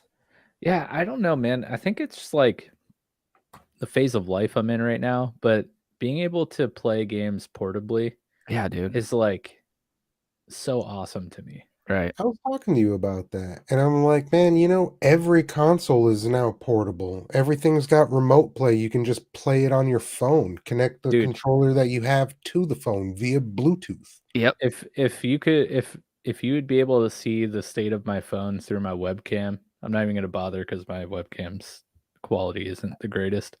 Like just scrolling through, maybe you can see a little bit there, all those cracks and shatters. Yeah. On the back, also on the front. You can't really see them as much on the front, but like literally, like I injure myself just scrolling through Facebook on my phone. So and like I will stream, like share my screen mainly, like for example, when you stream on Facebook, since I have a Roku like app or Roku stick, or my TV is a Roku TV. There's no Facebook app. So I'll just like mirror my phone to my TV if I'm not at the computer, or like wanting to just watch on my phone. If I want to watch some Civ stream while I'm laying on the couch, I'll mirror my screen up there. And after like 20 minutes, my phone's like 300 degrees. Like, Yeah. Powering off, overheating. yeah. I did the remote play thing with the PS5 and my iPad to play Persona 5. And oh hey. Hey. Hey. Whoa, what are the jammies? Whoa. They're the ladybug jams. That's we were literally while you were talking about something, I don't even remember because I was laughing at Amy saying, oh no, I just saw this and I've Guys. already put on my embarrassing ladybug jam. Guys, I love a comfy pajama set. I can't help myself. I get it. I wear They my look pajama great. pants every episode of the podcast. I'm embarrassed. My glasses are fogging up. If it makes you feel better, it looks great. You can't even Hey, tell thanks. that they're ladybugs or pajamas. I got them. Wait, you can Yes, see them on Joe. the bottom too. They got legs. A wild Amy appears. See? It's Look, like a whole pajama set. There you go. The full Nice. set. Very nice. We live for comfort. I see that. Joe yeah. says, "What, Ames? Give me that scream," which I'm assuming is anytime you're playing Elden Ring. Yeah, there's I've tuned into your lots of streams that. and it's about 80% Amy screaming. Pretty much. Fantastic. It's not inaccurate. Oh, it's so fun. I love it. They're so fun. I was losing my voice after last night. But yeah, we've just been catching each other up on what we've been playing recently. And BioSiv, this guy has been trying to tell us probably for 30 minutes the games he's played, and he's gotten to talk for maybe like 10 minutes. We keep going off on rabbit trails. I will say nothing. I say nothing. You go. Well, I only got the one more that I've been really focusing on. Oh, you know what? I got two. We'll make this one short. Roblox. I did not dig Roblox, but my kid always enjoyed it, and he's really into cars, so it's not fun for me on there because the cars that they build are blocky and suck. But then he showed me different games, like try and jump on these blocks to get around this lava and get to the next level. Oh, you got to run and make it to the Mario? next platform. No. And, okay, cool. I'll just So you got to do the obstacle course. Oh, God, there are horror games on there that you... Oh, dude. Some of the horror games on there, I was looking for like AAA titles that are comparable. Nothing like that. The that's what I people on hear. there are creative, amazing on there. Did you say Fantastic. there was a horror game loosely or very accurately based on the Backrooms YouTube That's what I was series? playing, man. Nice. Shout out an amazing analog horror series on YouTube called Backrooms. You should go watch it if you haven't. It's really good. So yeah, man, Roblox is starting to become fun. He taught me a little bit about that game, BeamNG Drive. That's kind of cool. The crash physics in it is amazing because it's like they have so many different parts in the vehicle that it actually is like a real vehicle when it crashes. It's pretty cool. But right now, the game love of my life is XCOM 2. Ha, yes.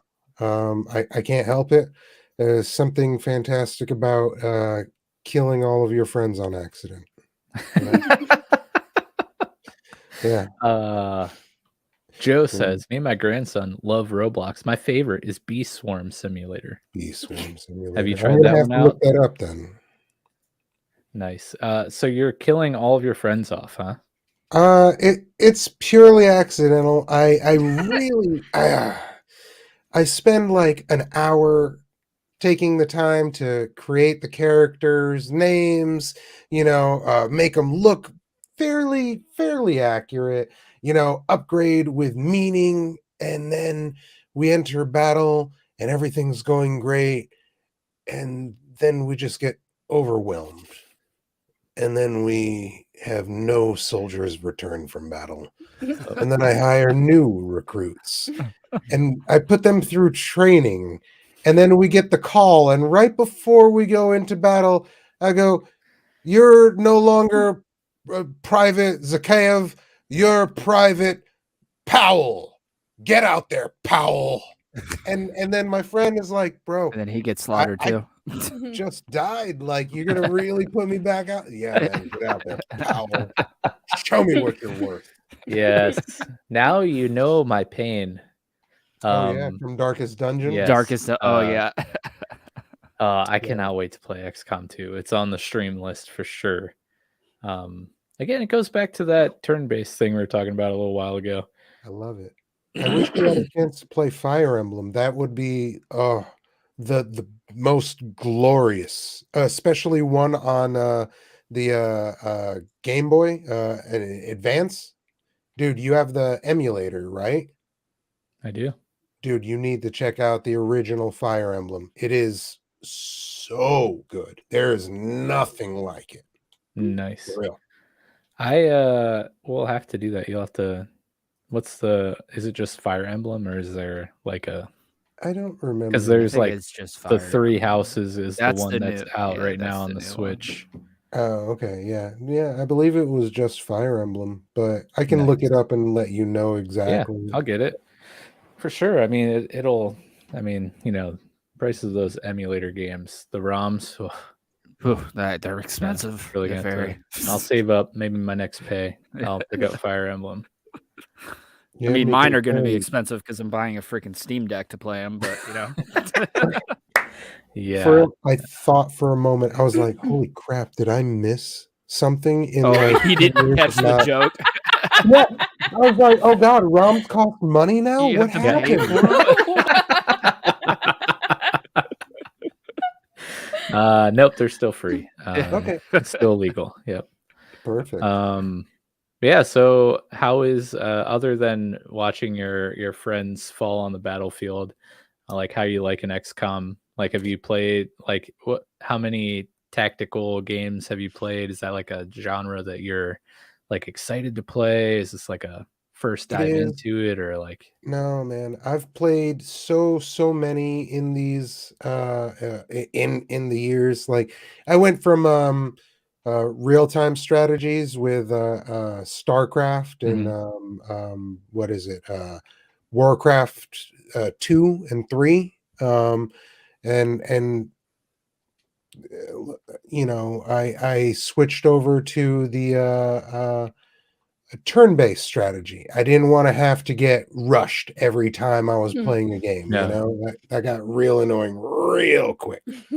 So that's when I switched over to like Fire Emblem, and I was like, "Oh, this is kind of my pace. I'm good with taking my time and planning out every step of what I'm doing and messing people." Oh God, I lost my whole team.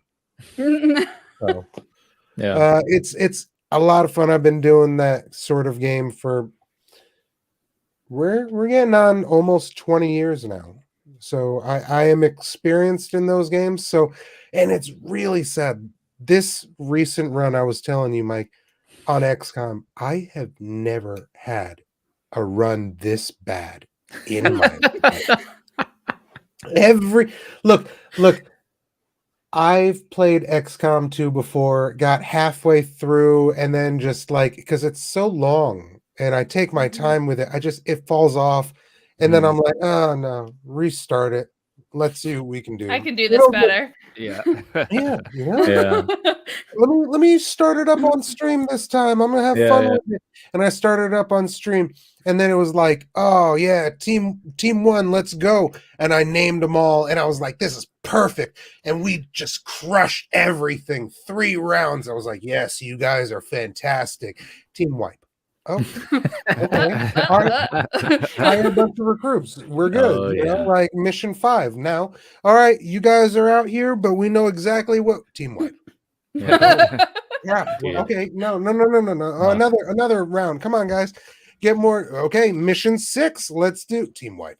You're about What to the- trigger my PTSD from Darkest Dungeon. Yeah. I remember that. Oh God. So I don't know if you were around then, Ames, but Mm-mm. one of the first games that I streamed with or like under the podcast or whatever was Darkest Dungeon. Sounds Are like you it was rough. Are you familiar with that game? I am not. Okay, so it's a like side-scrolling turn-based RPG, and it's similar to XCOM, where it's permadeath on the characters that die.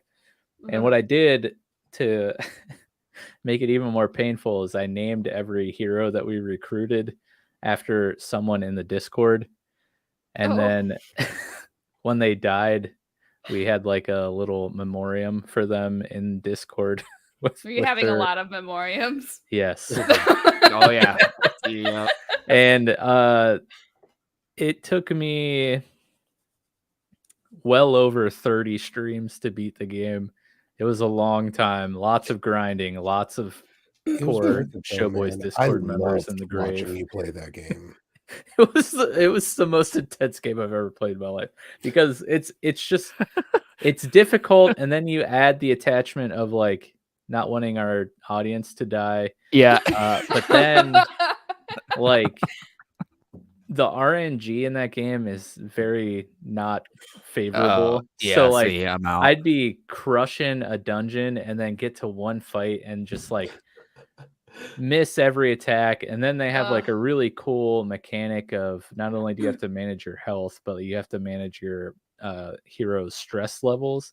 And if they get too stressed, they'll get like a negative character trait that usually makes it really annoying to fight with them. They get stressed? Is this Yes. real life? Like, Yeah. Yeah. And then there's a get max bad. to the stress level. If you max your stress level out, they have a heart attack and die. Yeah. So like It's a cool I- system, though. dude, if you it think is about so it. That's it's so crazy. fun. It's such a good game, and I highly recommend it. It goes on sale all the time. If you can get it for like, I bought mine for like $3 on Steam, and it's like well worth.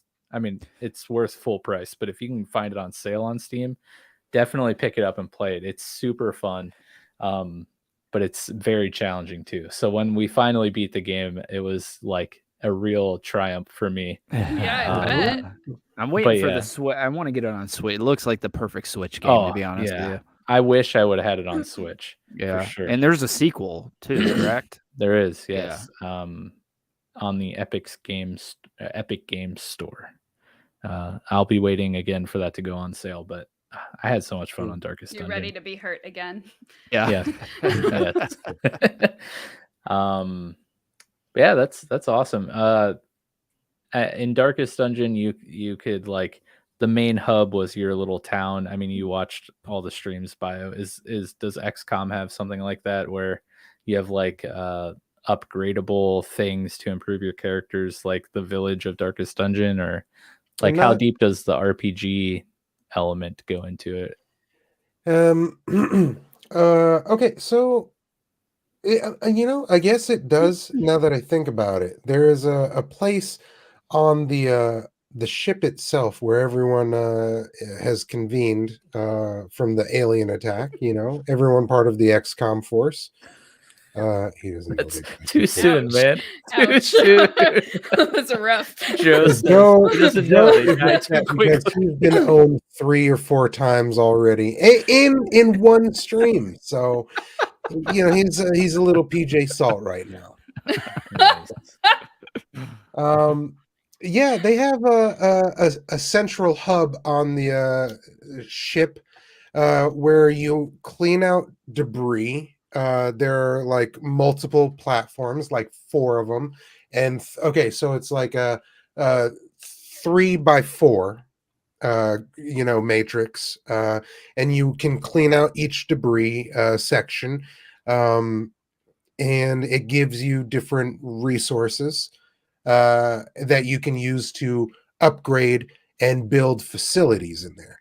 So in there, I can build a training school for the soldiers, so that, you're a rookie recruit. Okay, perfect. You go to the training facility, and now you can become a grenadier, a sniper, a ranger, I don't remember the name for him, but like the tech person,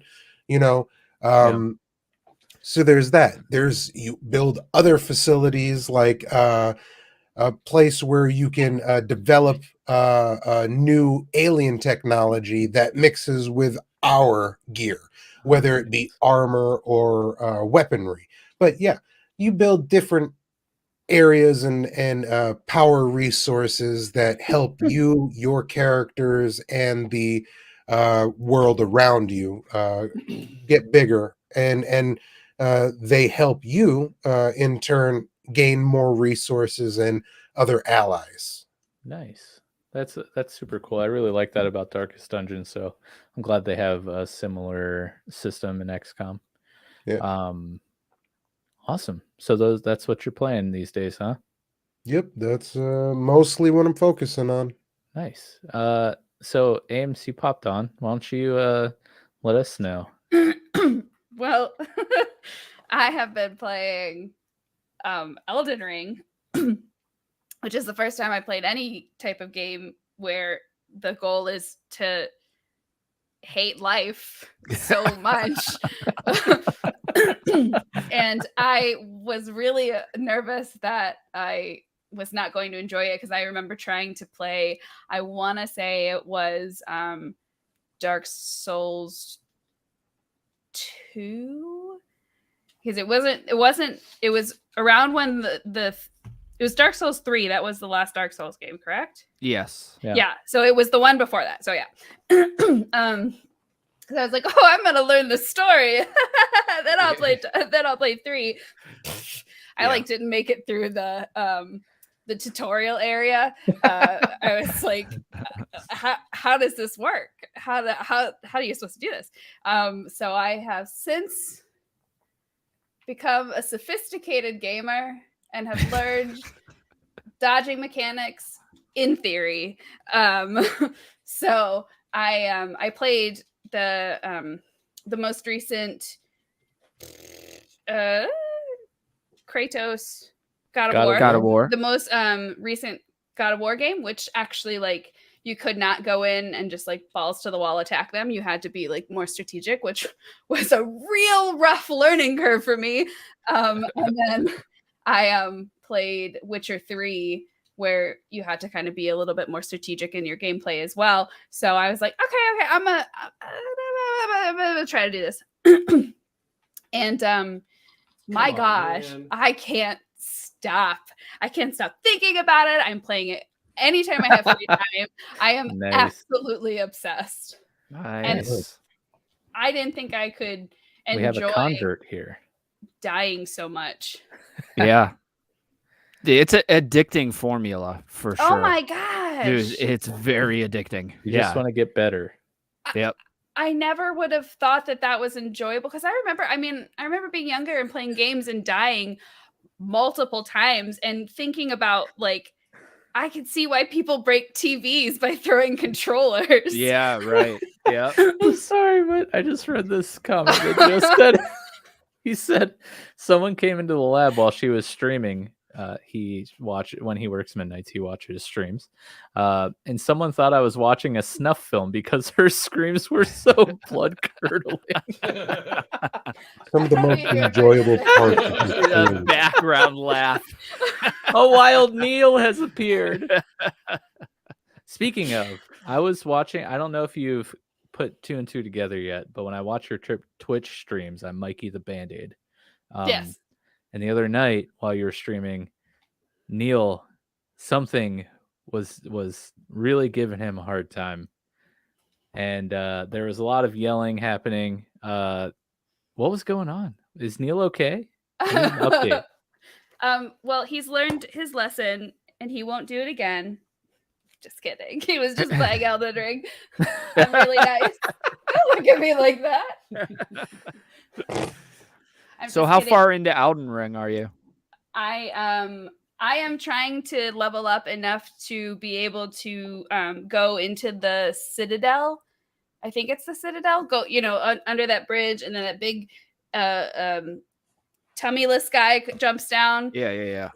I died way too many times. So I went down to that peninsula, and I've been kind of leveling around the peninsula and doing those. And hopefully I'm going to get, I really want to fight that dragon in that lake. Yeah. It's going to hurt really bad.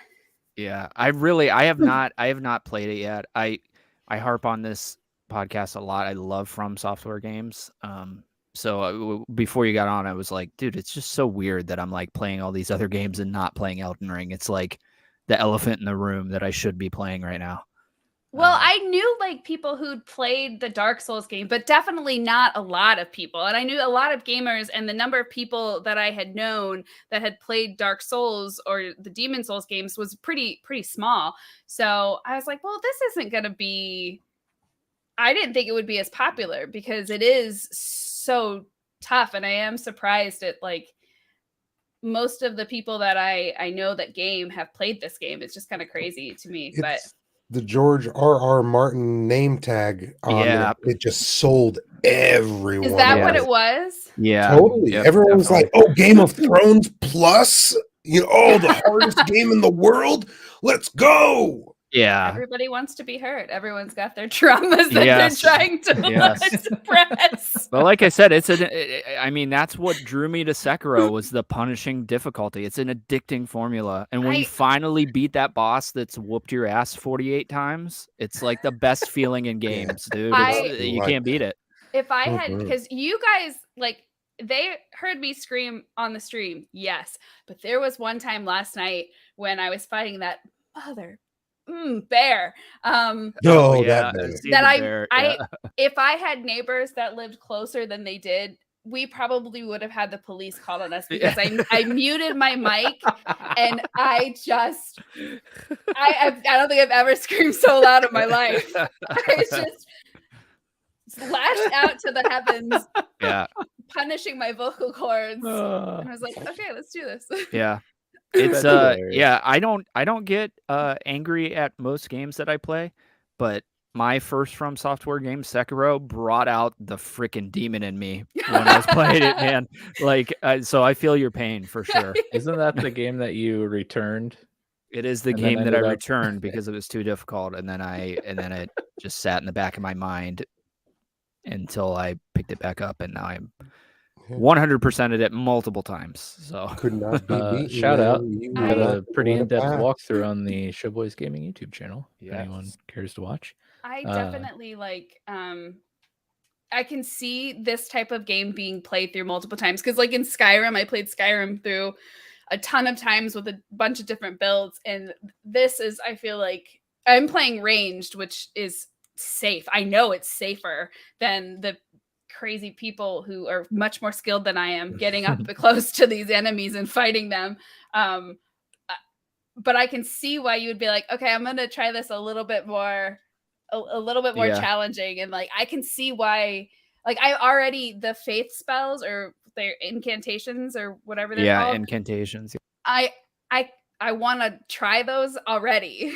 But I'm trying to enjoy this like it's not sorcerer, it's the astrologer class first. But I know that this is I'm taking it easy on myself. I'm okay with that. But yeah. I need I've never played ranged in any of the Souls games. I don't know. It's just I need a sword and a shield. That's just I want to be in their face beating them, not, But I get it. Souls game. I am sincerely impressed, and like it's a weird flex, Chad. Chad just being a real Chad up there. Well, that's a second Chad reference tonight. And a shield, and I'm game. I'm gonna keep my distance. Yeah, that's awesome. Yeah, your streams are very entertaining, to say the least. Yes. I do feel bad, and I apologize for the obnoxiousness and how loud I scream. No, that is one of the more entertaining things about the stream. Like, if you got rid of that element, it would break the stream. Period. Yeah, no, I enjoy it, and I forget who I was talking to. I think I was telling somebody about it, but like, you were like that in Arceus, in your Arceus streams when you were fighting like the frenzied Pokemon. Like I remember sometimes where you were really getting into that, and I'm like, I can only imagine what some of these Elden Ring fights are like. Obnoxious is the word. No, it's great. It's great because you play with emotion, and it's Exactly. Okay. It's Are you real, playing- it's natural. I feel like you're giving me a lot more credit than I deserved, and I appreciate it. No, it definitely makes it a lot of fun to watch because you're not just stone faced like just Like playing I the am. game. I felt like I was that last fight when I finally beat that bear. It was like pure focus. Neil Yeah. at one point reached over and touched my leg. I was like, "Don't touch me!" Okay, well this comment from Joe. It's true. It's true. I am warm and fuzzy. This comment from Joe makes a lot more sense then because he says Ames has sold me. When you beat that bear, my ears bled. Oh, So that makes a lot more sense. I'm so sorry. He also says when your jelly killed that bear after you died, I lost it. Is the best Oh my content for keeping stray animals away from your home. I was so angry. How I crazy was so that? mad. She had went this- down, and then bear went down right after her. I personally felt like I should have been resurrected and given the credit, but Right. Rip. Have you been playing anything else, or has that been taken up? I all have your been time? playing. I was playing Dragon Age before I started playing this. I want to get back into like streaming Dragon Age and trying a blood mage build for my character, which is something I've never done because I always thought like I have to be so good and I need everybody to love me. So I'm just enjoying it this time, and Yeah. but I keep meaning I'm like, okay, I'm gonna do it tomorrow, and then I have a really stressful day at work. I'm like, I just want to kill some shit. Like I'm gonna play Elden Ring.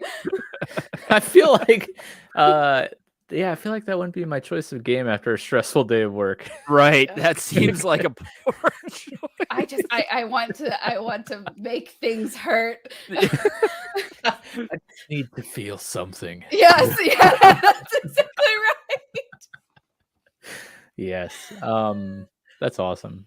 Well, I have quite a list because, like I said at the top of the episode, I've been dabbling in a lot of things. The one that's taken up most of my time that I want to talk about the most is triangle strategy, but I figured I'll run through the gambit of other things, some things we talked about before. So, yeah, on PS4, I broke it down into consoles or how platform I'm playing on. So, PS4, since our last What's Playing, I beat Uncharted 4, but we had an entire episode on that already. Great game. Go listen to that episode. Really fun. I did just stumble upon the PlayStation section of games at my local library, which, pro tip, check your local libraries for video games to borrow. I borrow a lot of Switch games. Get them for 2 weeks. Great way to try out a game before you spend money on it. Or in the case of Triangle Strategy, I borrowed that from the library and I'm going to beat it before I return it on Monday. Hopefully, I only have a few more chapters left. So that's the goal. But I found the PS4 section. So I'm really looking forward to borrowing Sekiro, Ghost of Tsushima. And I will take any other PS4 recommendations because I kind of like when Arkham Knight came out is I distinctly remember that being the cutoff point because I got it for my birthday, played it for like an hour, and then got rid of it because I stopped playing my PlayStation. So anything from like Arkham Knight forward, if you have recommendations, let me know. I'll try to scoop it up from the library. Gosh, when did that come out? 2015, I want to say, because it was right after our oldest was born, and she's 7. So yeah, it had to be 2015. Arkham Knight. Yeah. Yeah, you're right. Yeah, 2015. Yep. Nice. On PC, I've been playing Horizon Zero Dawn, which is the current stream game. So come by, check that out.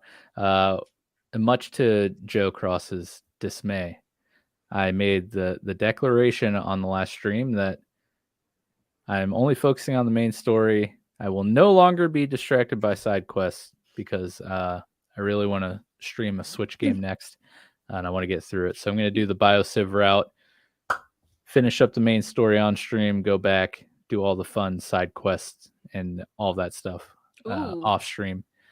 I've also been dabbling in Assassin's Creed Valhalla. Picked that up on sale for like $20 or something. Haven't put too much time into it, but what I have put into it, we talked about, I think was last week, the period piece episode. Yes. Whatever the period piece episode was, we talked about it a little bit on there. It's been really fun to just parkour as a Viking. First Assassin's Creed game I've ever played. So we'll see how far I get into that. On the emulator, which we've brought up a couple times, I've very lightly dabbled in the PSP remake of the first Final Fantasy game. Looking forward to get back into that. But the game I've been playing most on the emulator is Pokemon Conquest, which was a DS game and is a Pokemon tactics game, which is a really cool combination for the phase of gaming I'm in right now. I also think Chad might find it interesting because it's like you are a warlord in Japan and like trying to conquer other like towns and villages to take them over. I didn't know that. There's like 17 warlords that you fight. It's really interesting. You start, and as you beat them, you can then explore parts of their town and recruit other Pokemon trainers that have different Pokemon than you to your team, and then you fight with a team of trainers and Pokemon. So it's a very interesting take on Pokemon, and if you like tactics game, it's a great combination of the two. I think I've fought like 3 kingdoms or something out of the 17, so still a long ways to go, but I put a little bit of time into it. It's really fun. Have you heard of that game, Amy, as the fellow Pokemon fan? I think I saw I don't know if you're like Shady Penguin, a YouTuber. I think I saw him playing that because I remember it being it didn't look like any Pokemon game I had seen, and I feel like there was like a field, and he was it was looked much more like positional and turn-based. Yep. Yeah, So, that's yeah. exactly what it is. Yeah. You move like you know, your character can move like a certain number of squares on the grid, and yeah. It's really fun. I'm looking forward to sinking more time. It looks into really cool. I'm not gonna lie. Is it feudal? It's feudal Japan you're fighting in? It looks like feudal Japan. Maybe I'm not a giant weeb like you, so I don't. That's valid. But once you get your Steam Deck, there's another option for you. Yes. That brings me to the lovely Switch, my new the console's really grown on me. I love it, to be honest. I've since September completed the Pokédex in Arceus. Woo! I got my shiny charm. So I've just been going back, tying up loose ends here and there. I've been chipping away at the Paths of Solitude battles, which are pretty cool. But let's be real, all my time since last Monday has been sunk into Triangle Strategy, which, like we talked about earlier, made from the same guys that did Bravely Default and Octopath Traveler. It's got that really cool HD 2D graphic style, which I absolutely love. It's so pretty. Those graphics are so cool. Yeah. And it's a turn-based tactical RPG, which I'm really falling in love with. Super fun game style genre. Fighting mechanics are cool. But I will say, when I first started this game, I was severely disappointed because there is an immense lack of action. Like,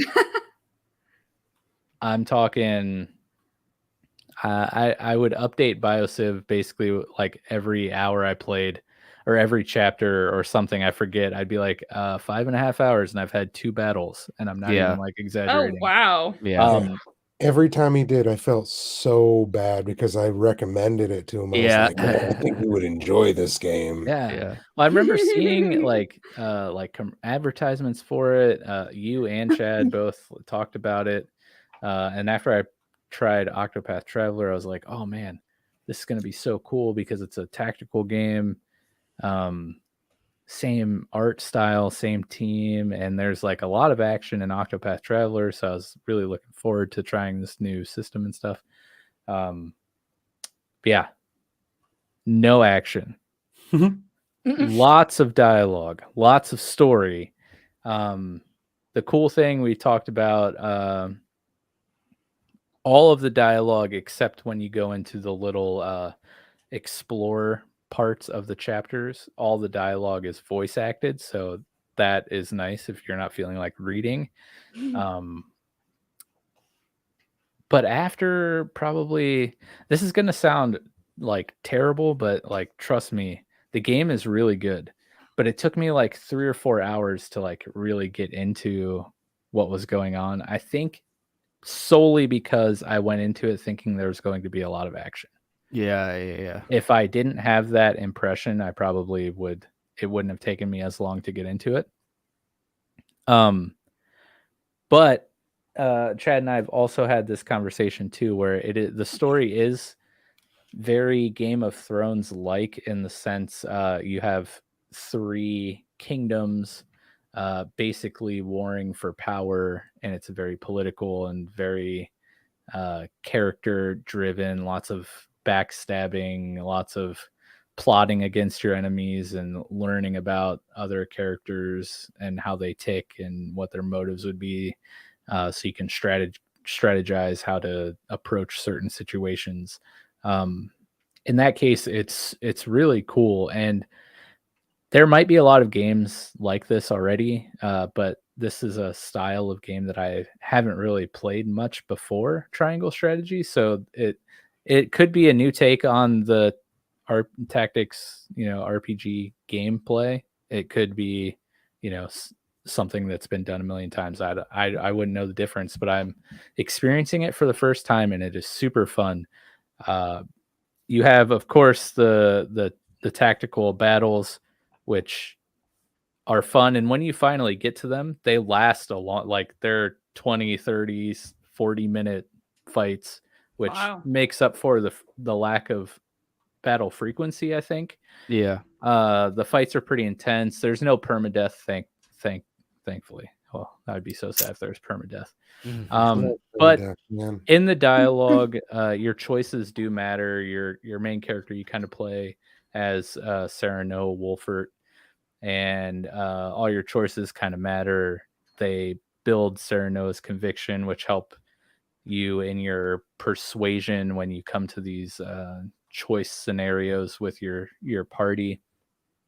There's like an exploration phase in some of the chapters where you explore the village or castle or whatever you're in, to like talk to the villagers. You can loot items that are on the ground. You can find clues that kind of help decide and open up new dialogue options for you when you come into these pivotal conversations with people where your response to their question could change the path the game goes in. So again, like probably not anything new, but not something that I've necessarily gotten into a lot. And the RPG elements, the character leveling is cool, upgrading is cool. There's, I don't know, probably like 15 different people that I can choose in my party now, and all their roles are very different. Their fighting styles are very different, and each character has, I don't know, 10 to 12 moves to choose from while being in combat.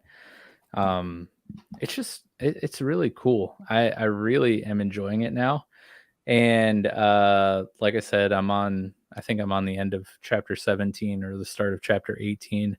I was playing it right before the podcast started and went through a pretty intense scenario in my party, and I was like, as it was unfolding, I was like, oh no, I can't believe this is happening right now. And I can't remember really the last time I was that invested in the story of a game. I don't know. It's very interesting. I told you in Discord, Amy, to try this game out, and I think Yes, you should you did. stream it because I feel like it would be something that you might enjoy with the I don't know, the RPG-ness of it. I don't know. I think it might be something that you would enjoy. And Well, I would. here- Sorry. Sorry. No. Oh, okay. Let me just say this, and then I want to hear your thoughts. I also may have an ulterior motive of saying you should stream this because I want to see if you choose the Different choices, other yeah. choices that I didn't choose, because I want to see how it plays out from the other side. But yeah, what were you gonna say? Oh, I was just gonna say, hearing like fights that last like 45 minutes to an hour. My gosh, that sounds like Dungeons and Dragons. Like that's how like long some of the combat scenarios and those go. So that's kind of neat because I mean you're all waiting for everybody to take their turns. Yeah. And then all the enemies to take their turns. So it's neat. Yeah, and it's pretty cool too because I mean a lot of them are like defeat all the enemies before they defeat you, but some of the battles are like go capture this structure or go stop this from happening. It's not always like necessarily like kill everyone before they kill you, which is pretty cool too. And again, that might be something that already has happened a bunch of times in a bunch of different games, but I'm having a lot of fun with it. Chad, you told me you were playing the demo of this. Did you get all the way through it yet? Yeah, I have not gotten all the way through it. I can't remember where I left off because I stopped when I started playing Lost Judgment. But yeah, I've not finished it yet. I think that what I say, it's the first 3 chapters, maybe, or first 2 chapters, something like that. Yeah, I haven't finished it yet. It didn't sink its claws into me like I was hoping that it was going to, but I'd still want to play it because you're really talking it up. And I think it's just because the beginning of it is very battleless. You know what I mean? There's a lot of story, a lot of dialogue, which I like. It's fine. If I'm going into a Game of Thrones style game, I almost want that, right? Yeah. So yeah, I'll probably get to it eventually. Because I was testing that in Dragon Quest 11. Between those two, and I got to be honest, Dragon Quest 11 was piquing my interest a little bit more, but I don't know. I have an itch to play a tactics game for whatever reason. Yeah, dude. And I also have the itch to rewatch Game of Thrones, which I would like to do before House of Dragon comes out in August. So I need to get moving on that. Yeah, time. Yeah. What do you mean? There's such short episodes and they go by so fast. Yeah, right. So yeah, it's definitely. I'll probably finish the demo and then maybe pick the library copy up when you drop it back off. Well, it'll be there on Monday, so look forward to that. But yeah, having only seen the first season of Game of Thrones, because my HBO Max service was so rudely ripped away from me. Shout out, Fran. Thanks for letting me use your HBO Max subscription while you had it. No, just like, yeah, it's that's a great way to describe the style of story that unfolds in Triangle Strategy. It's in that same like fantasy medievalish time. There's magic and knights and swords and shields and archers and all that stuff. However, at least to this point, there hasn't been any like dragons or like magical beasts or goblins or anything like that, which is totally fine for the story they're telling. And I'll just tell you the summary of the story. I'm not going to tell any details in case any of you guys want to play it, but the whole crux of the game revolves around salt trade, like literal salt, which sounds hilarious. Like everything that is happening. It was a big thing. It was a big thing back then, so it makes sense. I'm pretty sure they've made movies about like people who are pirates in still water. So yeah, that's true. That's true. Yeah. But yeah, I just thought that's funny. Like everything that's happening right now is because of salt. I have so much on my table. Like it's right here. Yeah. But yeah, once I get done with Triangle Strategy, I'll probably make my way over to the PlayStation section of the library, or look for Pokemon Mystery Dungeon Rescue Team DX, which is a game I have here on looking forward to playing in my Switch section. Again, it's just a different style of Pokemon game. Looks really interesting, kind of dungeon crawler-esque. And you are a Pokemon in this game. I don't know too much about it other than you are a Pokemon and you go rescue other Pokemon from dungeons, which they very graciously say in the title. So that's kind of where I gleaned that from. But have you played that game, Amy? I have not. I pretty much stuck with most of the main same. the Pokemon games. In my old age, I'm like, I need to try all these other ones before I pass. So hey, I'm about to be 35 in June, okay? So yeah, you're getting up there, bro. the clock's ticking. I mean, do you have your will and testament ready to go? No, but I've been thinking about it. I mean, it's never too early. It's never too early, guys. It's actually not untrue. Especially since a large portion of my job revolves around people's estates. So I know all too well, unfortunately. Anyways, back to fun, happy things. I would love to play Octopath Traveler on the Switch, like we talked about a little bit earlier. I just think, again, that game's pretty much, early Final Fantasy 1 style game. I just think it would play fantastic on the Switch. I'm always looking for those games. Again, you should check out Bravely Default too as well. Yeah, I really should. It's just Octopath seems like another longer type game, and I just feel like that'd be so much better suited for the portability of the Switch. Yeah.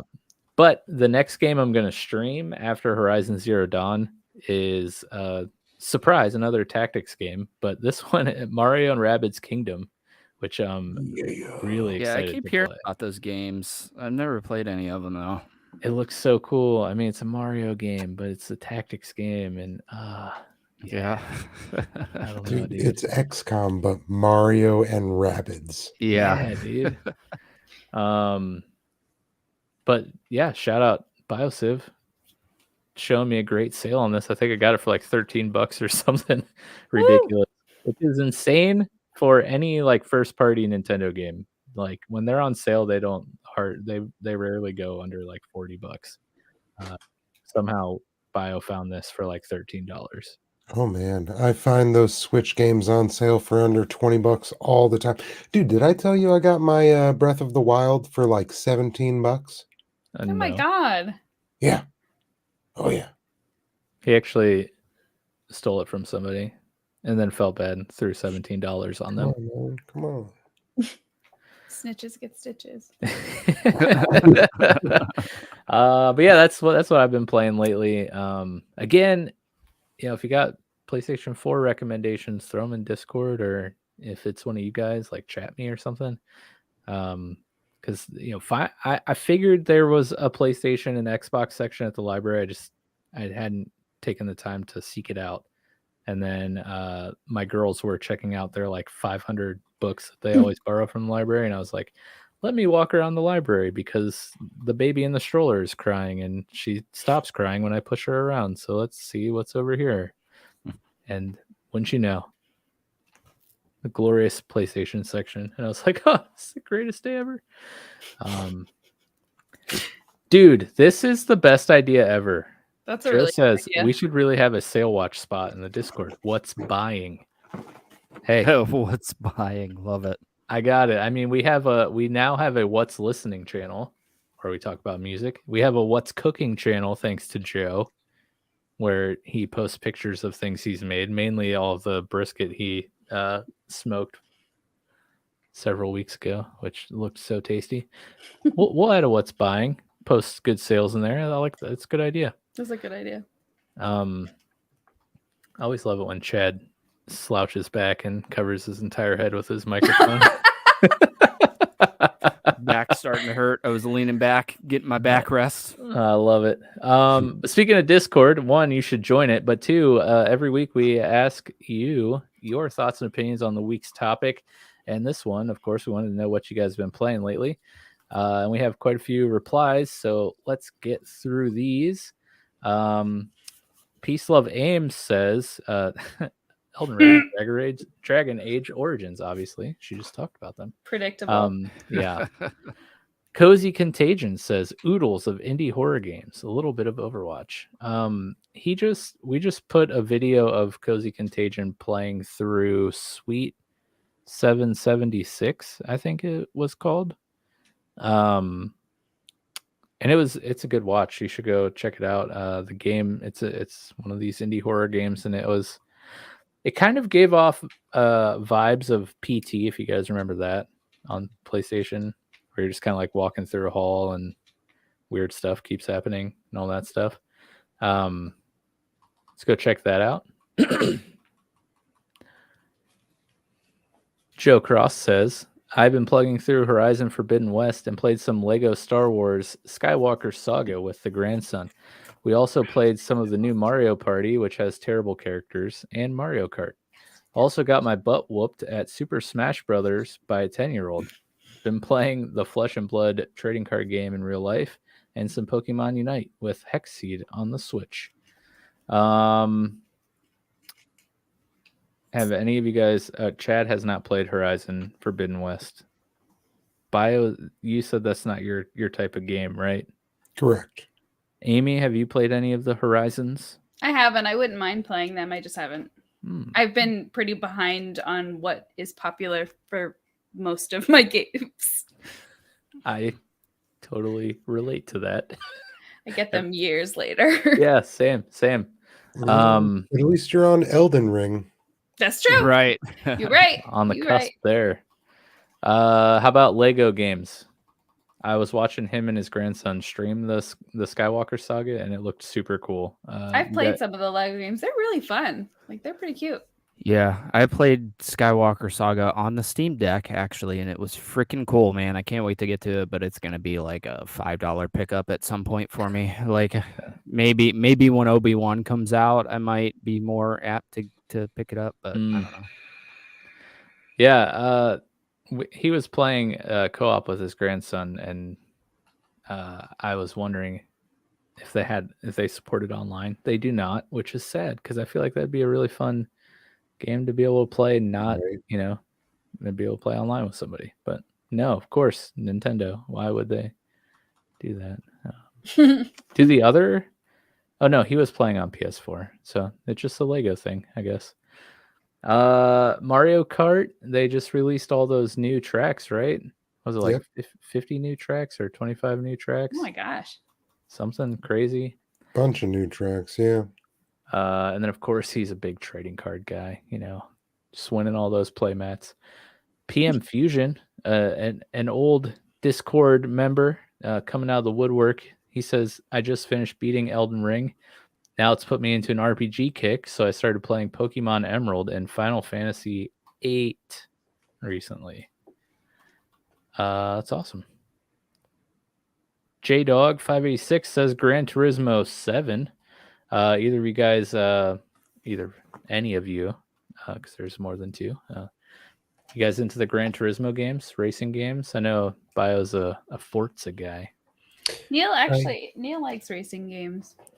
Yeah. He's got a little racing wheel. It's not this nice. big. It's bigger than that. Yeah. Racing wheel for the racing Neil. Does he play Gran Turismo? What's his racing game of choice? You like the iRacing stuff, don't you? He's mostly played like iRacing since he got it, but we played some racing game. It was a while ago, though. I don't remember. Remember you like? This was really lackluster. Forza? Yeah. Yeah. Forza. Nice. Dude, those games are so gorgeous. Like, oh my god, they look so good. Scarlet Cam says I've been playing, surprise, surprise, a lot of Destiny 2, especially since the Queen came out, or the Witch Queen came out. It was an amazing campaign, and I also just beat the first DLC for Assassin's Creed Valhalla. Probably going to start the Siege of Paris DLC for Valhalla this weekend. Love it. Anything Viking, which, by the way, I was looking for games similar to Triangle Strategy to play after I beat it. And wouldn't you know, I have the Banner Saga 1 and 2, which is a Viking tactics game. It's cool. I played the first one. It's really cool. I mean, come on, combining a couple of my favorite things these days. Love Vikings. And then lastly, Underfunded Scientist says, legitimately tons of glow home. I just added a massive asteroid field with 800 plus individuals, all simulating physics. I can't get enough of seeing stuff bust through it.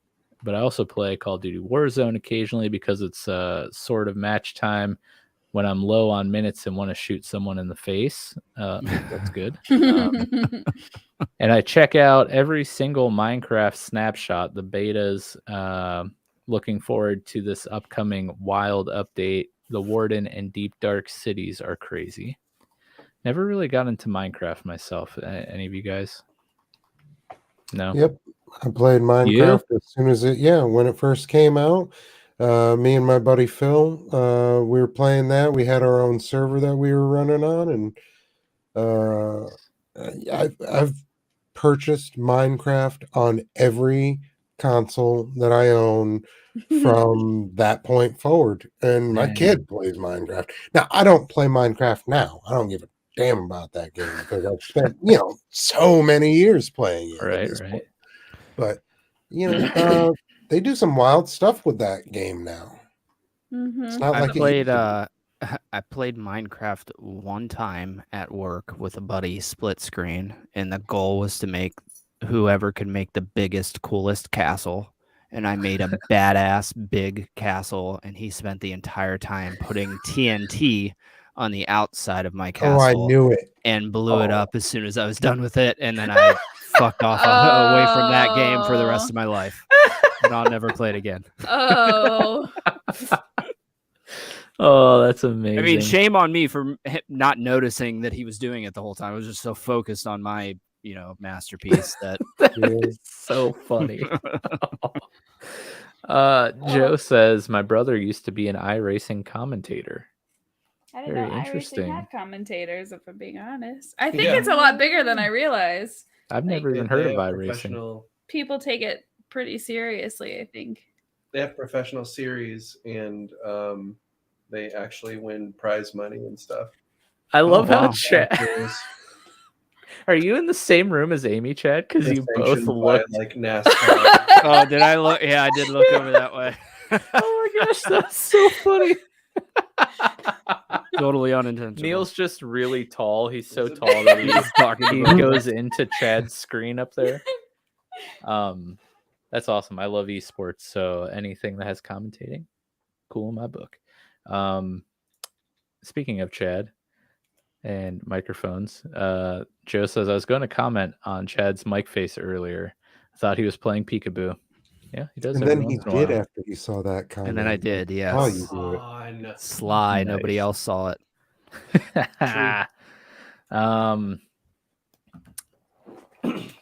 Little combination of Vikings and Minecraft. Keep your eyes out for Showboy's Valheim server coming soon to a Valheim game near you. And lastly, Underfunded says, also have a stupid number of hours into Super Auto Pets. Expansion 2 is supposed to drop soon. Its beta is also now playable. Never heard of Super Auto Pets. Yeah, that wraps up our Answer the Boys section. Thank you guys so much for your replies. We love reading them. And we just love all of your discourse in our Discord. It's always fun time getting to chat with all of you guys. Do you guys have anything else you want to get off your chests before we wrap up here? I do. Chad, I played through Ghost of Tsushima. I was not happy playing the game. Oh God! From the beginning, we're about to be here for another way hour until I beat it. I then beat it, and then I really started enjoying the game. After I beat it, it was like the game opened up for me. Yeah. And I went through. Like, oh my God, for days I was messaging Mike like, oh man, I just wiped out this whole area, this farm, this fishing community.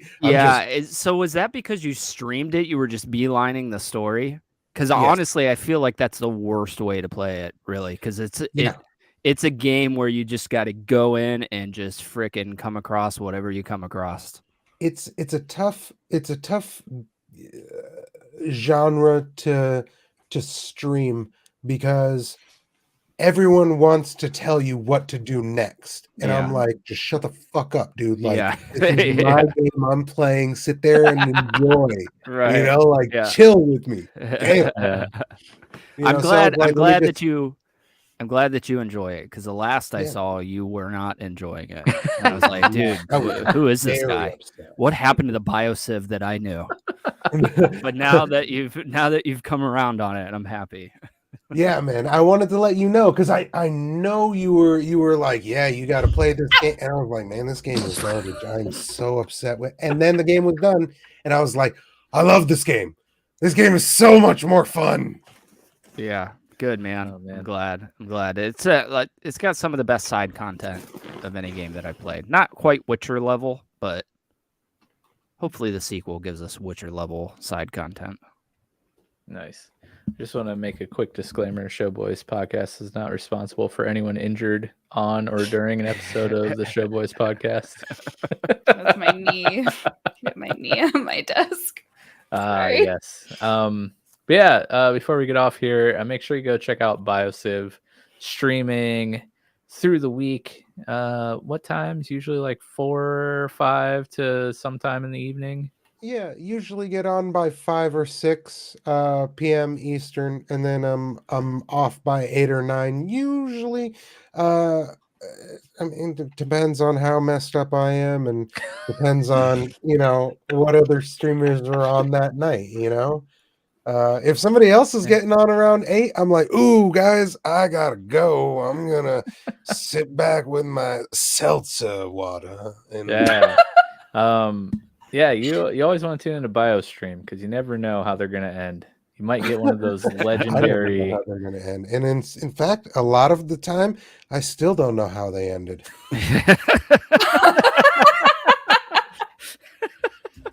There you go. Tune in BioSiv over on the Facebook and maybe on the Twitter or Twitch.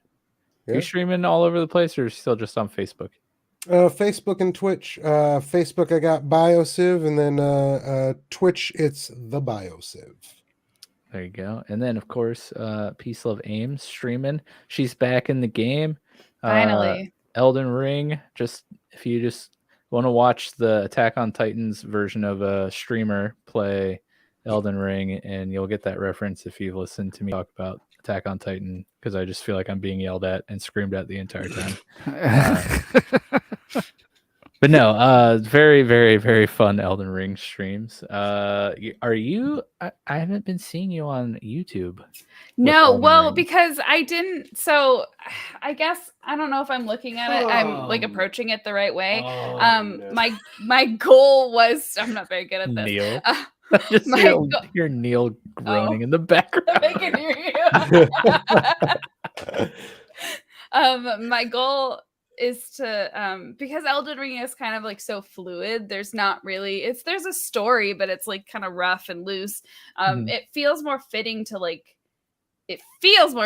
Twitch, because I it wasn't really my intention to stream it to start. But your girl got put on some Zoloft, so she's finally feeling better. And I wanted to start playing video games again. And after Civ mentioned, like, you should stream that, I'm like, you know what? He's actually right. So it was not, like I said, it was really not my intention to stream that game, but it has been going well, and people seem to enjoy my anguish. So it works.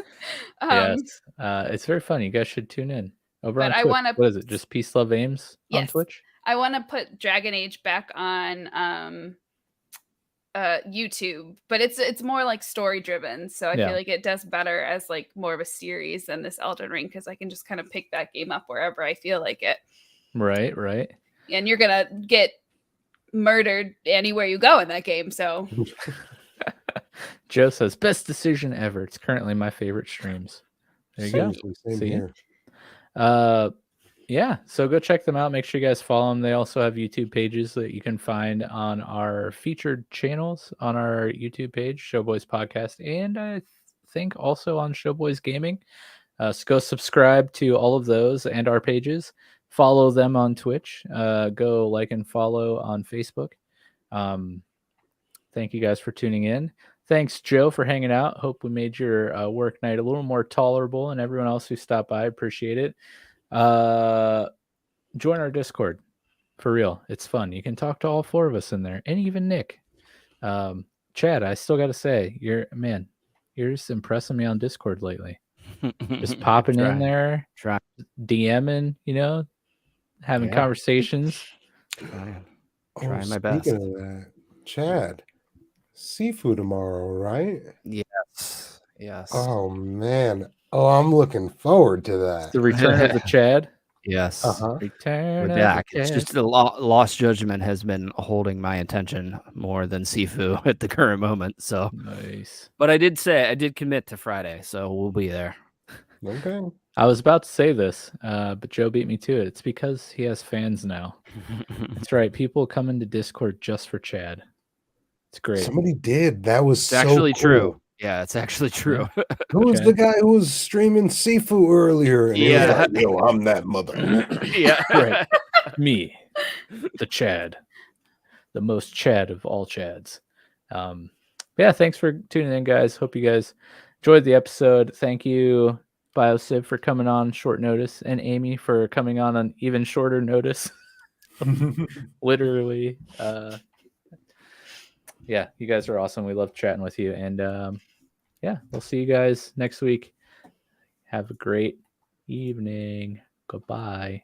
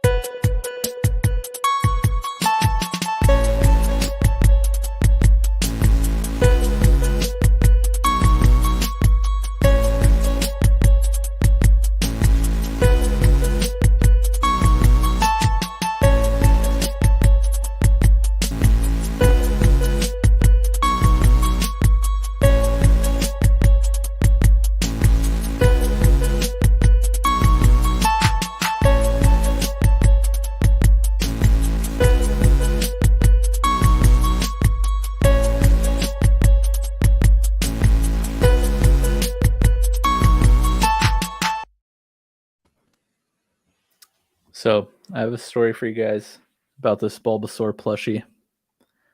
Bought this at Walmart the other night, and my 4-year-old whispered to my wife, "Is Daddy buying that for me?" She was so mad at me. She's like, "I've never slept with a Pokemon stuffed animal before," and I was like, "And you still aren't."